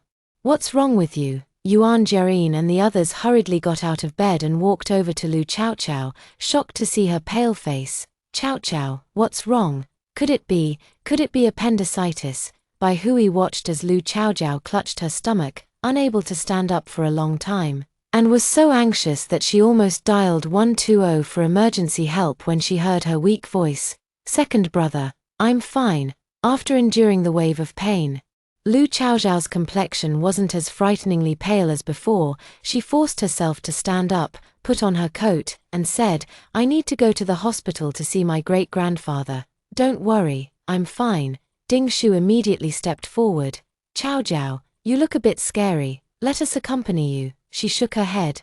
Her roommates all had classes in the afternoon, and as juniors, skipping classes could affect their usual grades. if they didn't earn enough credits. They'd have to retake the courses, and their majors were quite challenging. She didn't want to hold them back from their studies. It's fine. I was just startled, she said, patting her cheeks to bring some color back to her face. See, don't I look much better now? Ding Shu and the others knew Lu Chaochao's temperament. If she was unwilling to do something, there was truly no way to force her. They could only hold her hand and say, "Contact us if anything comes up." Lu Chaochao nodded, bid farewell to her roommates, and hurried towards the school gate while simultaneously hailing a ride on her phone. As soon as the car arrived, she got in and said to the driver, "To Ankang Hospital, I'm in a hurry, please drive as fast as you can." Great-grandpa, wait, just wait a little longer. Chao Chao is coming right away. Lu Chaochao's eyes were red as she tightly gripped her phone. The driver uncle saw the hospital they were heading to and noticed Lu Chaochao's reddened eyes. Realizing it was something serious, without any delay, he quickly drove her to the hospital entrance. As soon as she got off the car, she ran toward the route she had walked tens of thousands of times, running while crying. As soon as she reached the 8th floor and stepped out of the elevator, Nurse Xiaohui's eyes lit up, urgently pulling her to run. "Miss Lu, hurry up, your mother is here to sign the waiver agreement. Once it's signed, the hospital will immediately remove the ventilator." She was also pacing around anxiously, but as a junior nurse, there was little she could do. She didn't have to deal with this matter, but Lu Chaochao's demeanor every time she came was too moving. She couldn't help but want to help her. The pain of losing a loved one is too much, too unbearable. Xiao Jingxian, Lu Chaochao wished she could kill this woman. She didn't dare stop for a moment, even as she ran. Her stomach ached so badly that sweat beaded on her forehead, yet she didn't halt her steps. Finally reaching the ward door, she saw from a distance Xiao Jingxian standing by with a smile. While the medical staff were about to remove her great-grandfather's ventilator, she shouted, "Don't take it off, don't take it off." Her voice was filled with anguish, like a mother hen protecting her chicks, or a wolf guarding its pack. Her frail body pushed aside the medical staff as she screamed hoarsely, "If any of you dare to remove my great-grandfather's ventilator, I'll fight you to the death." What's going on here? The medical staff was startled by Lu Chaochao's sudden outburst, and no one dared to take action. Lu Chaochao stood blocking the way, glaring fiercely at everyone in the hospital room. "Wait, Mrs. Lu. What's going on here?" The doctor certainly recognized Lu Chaochao. After all, he was the chief physician in charge of old Master Sheng's treatment. He had even remarked before on how filial the young girl was, always finding time to visit her great-grandfather. Earlier that day, when the hospital administration informed him that old Master Sheng's family had decided to discontinue his care, he had felt quite regretful about it. "Then I realized that after all, the annual nursing home fees add up to over 700,000 yuan.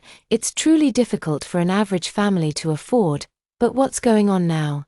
So this supposedly most filial little girl had no idea her great-grandfather had been abandoned. "Chaochao, don't be willful," Xiao Jingxian said, her eyes flashing with malice as she watched Lu Chaochao appear.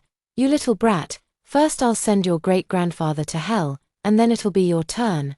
The more she wanted Lu Chaochao dead in her heart, the more affectionate she pretended to be on the surface. In front of the doctors and nurses, she acted gentle and considerate, putting on a show of caring for Lu Chaochao. "Chaochao, stop being so willful, okay? Look at how your great-grandfather has been lying in bed like a living corpse for 10 years, silent and motionless. That's torture for him too. You can't just treat an old man like this to satisfy your own reluctance and emotions. Why make a 90-year-old suffer like this? What's the point?" Lu Chaochao wished she could bite open Xiao Jingxian's neck to see if her blood was black or red.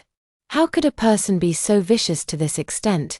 They had already killed her mother, grandparents, and now they wanted to take her great-grandfather too. Lu Chaochao's eyes were bloodshot with hatred, staring at Xiao Jingxian's pretentious, hypocritical face that made her want to vomit. She suddenly reached out, grabbed her hair fiercely, and slammed her head into the white wall. "Xiao Jingxian, if anything happens to my great-grandfather, I'll make sure your entire family joins him in the grave." Chapter 35, beating Xiao Jingxian to a pulp. The sudden turn of events shocked everyone. Nurse Xiaohui, who had been peeking furtively from the doorway, was so stunned her jaw practically hit the floor. In the hospital room, the doctors and nurses also froze in place. They simply couldn't comprehend how Lu Chaojiao, who appeared pale, with chapped lips, and seemingly on the verge of fainting at any moment, could muster the strength to drag a full-grown adult and slam them against the wall. Until Xiao Jingxian let out a scream that pierced the heavens. Ah, bang! Xiao Jingxian was hit so hard that her head was bleeding. She flailed her hands, no longer able to maintain her dignified and virtuous noblewoman demeanor. Her hair was disheveled, and the blood from her forehead streamed down her cheeks. Her eyes were filled with panic as she screamed for help in a shrill voice. "Help me, Lu Chaojiao, I'm going to kill you. Xiao Jingxian, you go first and apologize to my mother." At this moment, Lu Chaojiao was so consumed by rage that she lost all reason, truly wishing she could kill Xiao Jingxian. "Oh my God, what are you guys standing around for? Pull them apart." The doctors and nurses snapped out of their daze. Even Nurse Xiaohui rushed to the front. "Miss Lu, calm down. Please calm down. Calm." She couldn't stay calm. The moment she saw the ventilator in her great-grandfather's mouth almost being removed, she lost all reason. She wished she could turn into a cannonball and blast every single member of the Lu family to smithereens.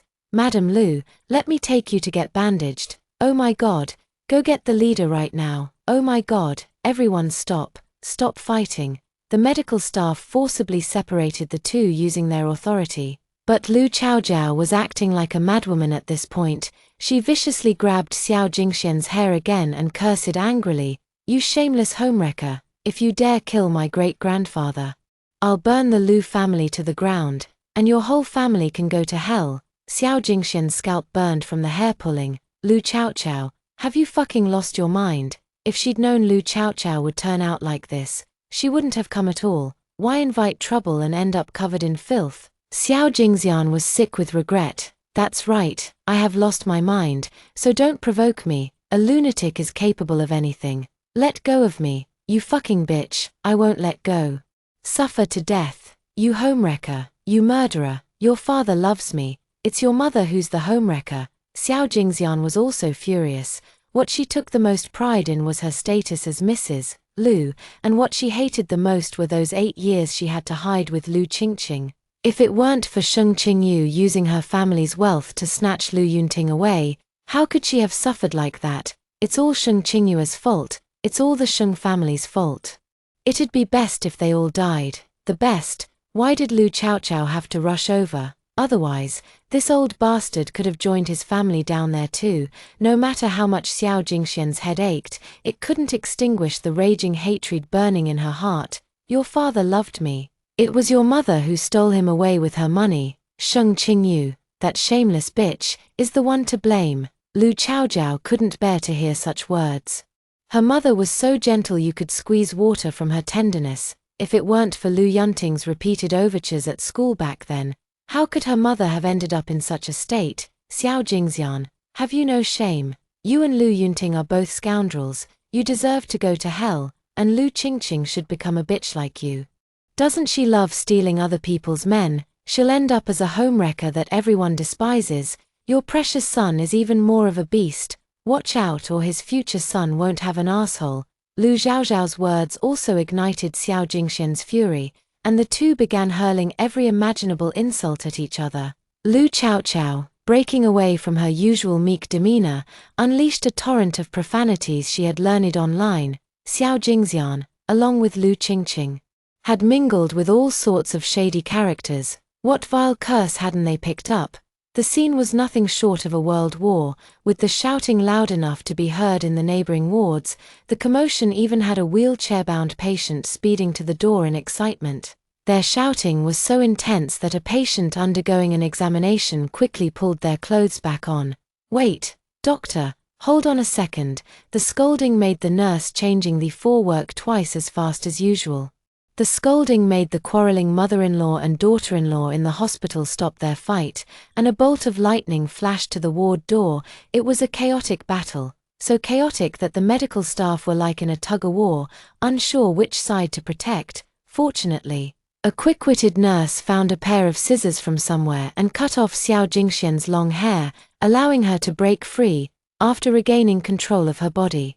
Xiao Jingxian touched her bleeding forehead and looked at her meticulously styled hair, now ruined. She clutched her head and screamed at the top of her lungs, "Lu Chaochao, I'm going to kill you, you shameless woman, even your own father abandoned you, why don't you just die, you're so much older than me. If anyone's going to die first it'll be you. Better yet, may your son and daughter be buried with you." "Ah!" Xiao Jingxian let out a furious roar. Nurse Xiaohui thought Lu Chaochao was like a warrior. She flailed her legs, trying to kick Xiao Jingxian, but was pulled away. Xiao Jingxian flailed her hands, attempting to scratch Lu Chaochao's face, but was restrained by the doctor. "Lu Yunting is just a freeloader, living off my mom, drinking off my mom. And even keeping a mistress like you, you'll get what's coming to you. You dare curse your own father, be careful lightning strikes you, heaven has eyes. May it strike down your shameless family first." The hospital room doorway was packed with onlookers, especially those listening to the heated exchange inside, who like curious children kept pestering bystanders. "Quick, tell us, what's going on with you people? I don't know, seems like they're cursing at the mistress." "The mistress definitely deserves to be cursed." The crowd outside the ward nodded in agreement, just as the hospital administrator arrived belatedly with security. The few medical staff trying to break up the fight were so anxious they shed tears of emotion. "Woo-woo, Director, you've finally come." The director of Ankang Hospital had seen all kinds of storms, but today, he was genuinely startled by Lu Chaochao and Xiao Jingxian. The young girl's face was pale, her lips devoid of any color, yet the hatred in her eyes kept her from collapsing. As for the lady opposite her, her hair was disheveled, and the blood on her forehead had already dried. Even though things have reached this point, neither of them has stopped their battle, as if they wished to drown each other with their words. "Could you two please stop for a moment and listen to me? There's nothing to talk about. This old woman wants to kill my great-grandfather. She's a murderer, Lu Chaochao. It's your father who refused to spend the money. If you want to blame someone, blame your father. You're all birds of a feather, Lu Chaochao, don't push your luck. Your great-grandfather has been lying in this bed for 11 years with no sign of waking up. The doctors issued their diagnosis long ago. The chance of him waking up is slimmer than a comet hitting Earth. Why can't you be sensible and spare your great-grandfather all this suffering?" Thank you for watching. This is a serial novel. If you'd like to see more, please leave a comment saying looking forward to the next part or give the video a like. I'll update based on your feedback. See you next time.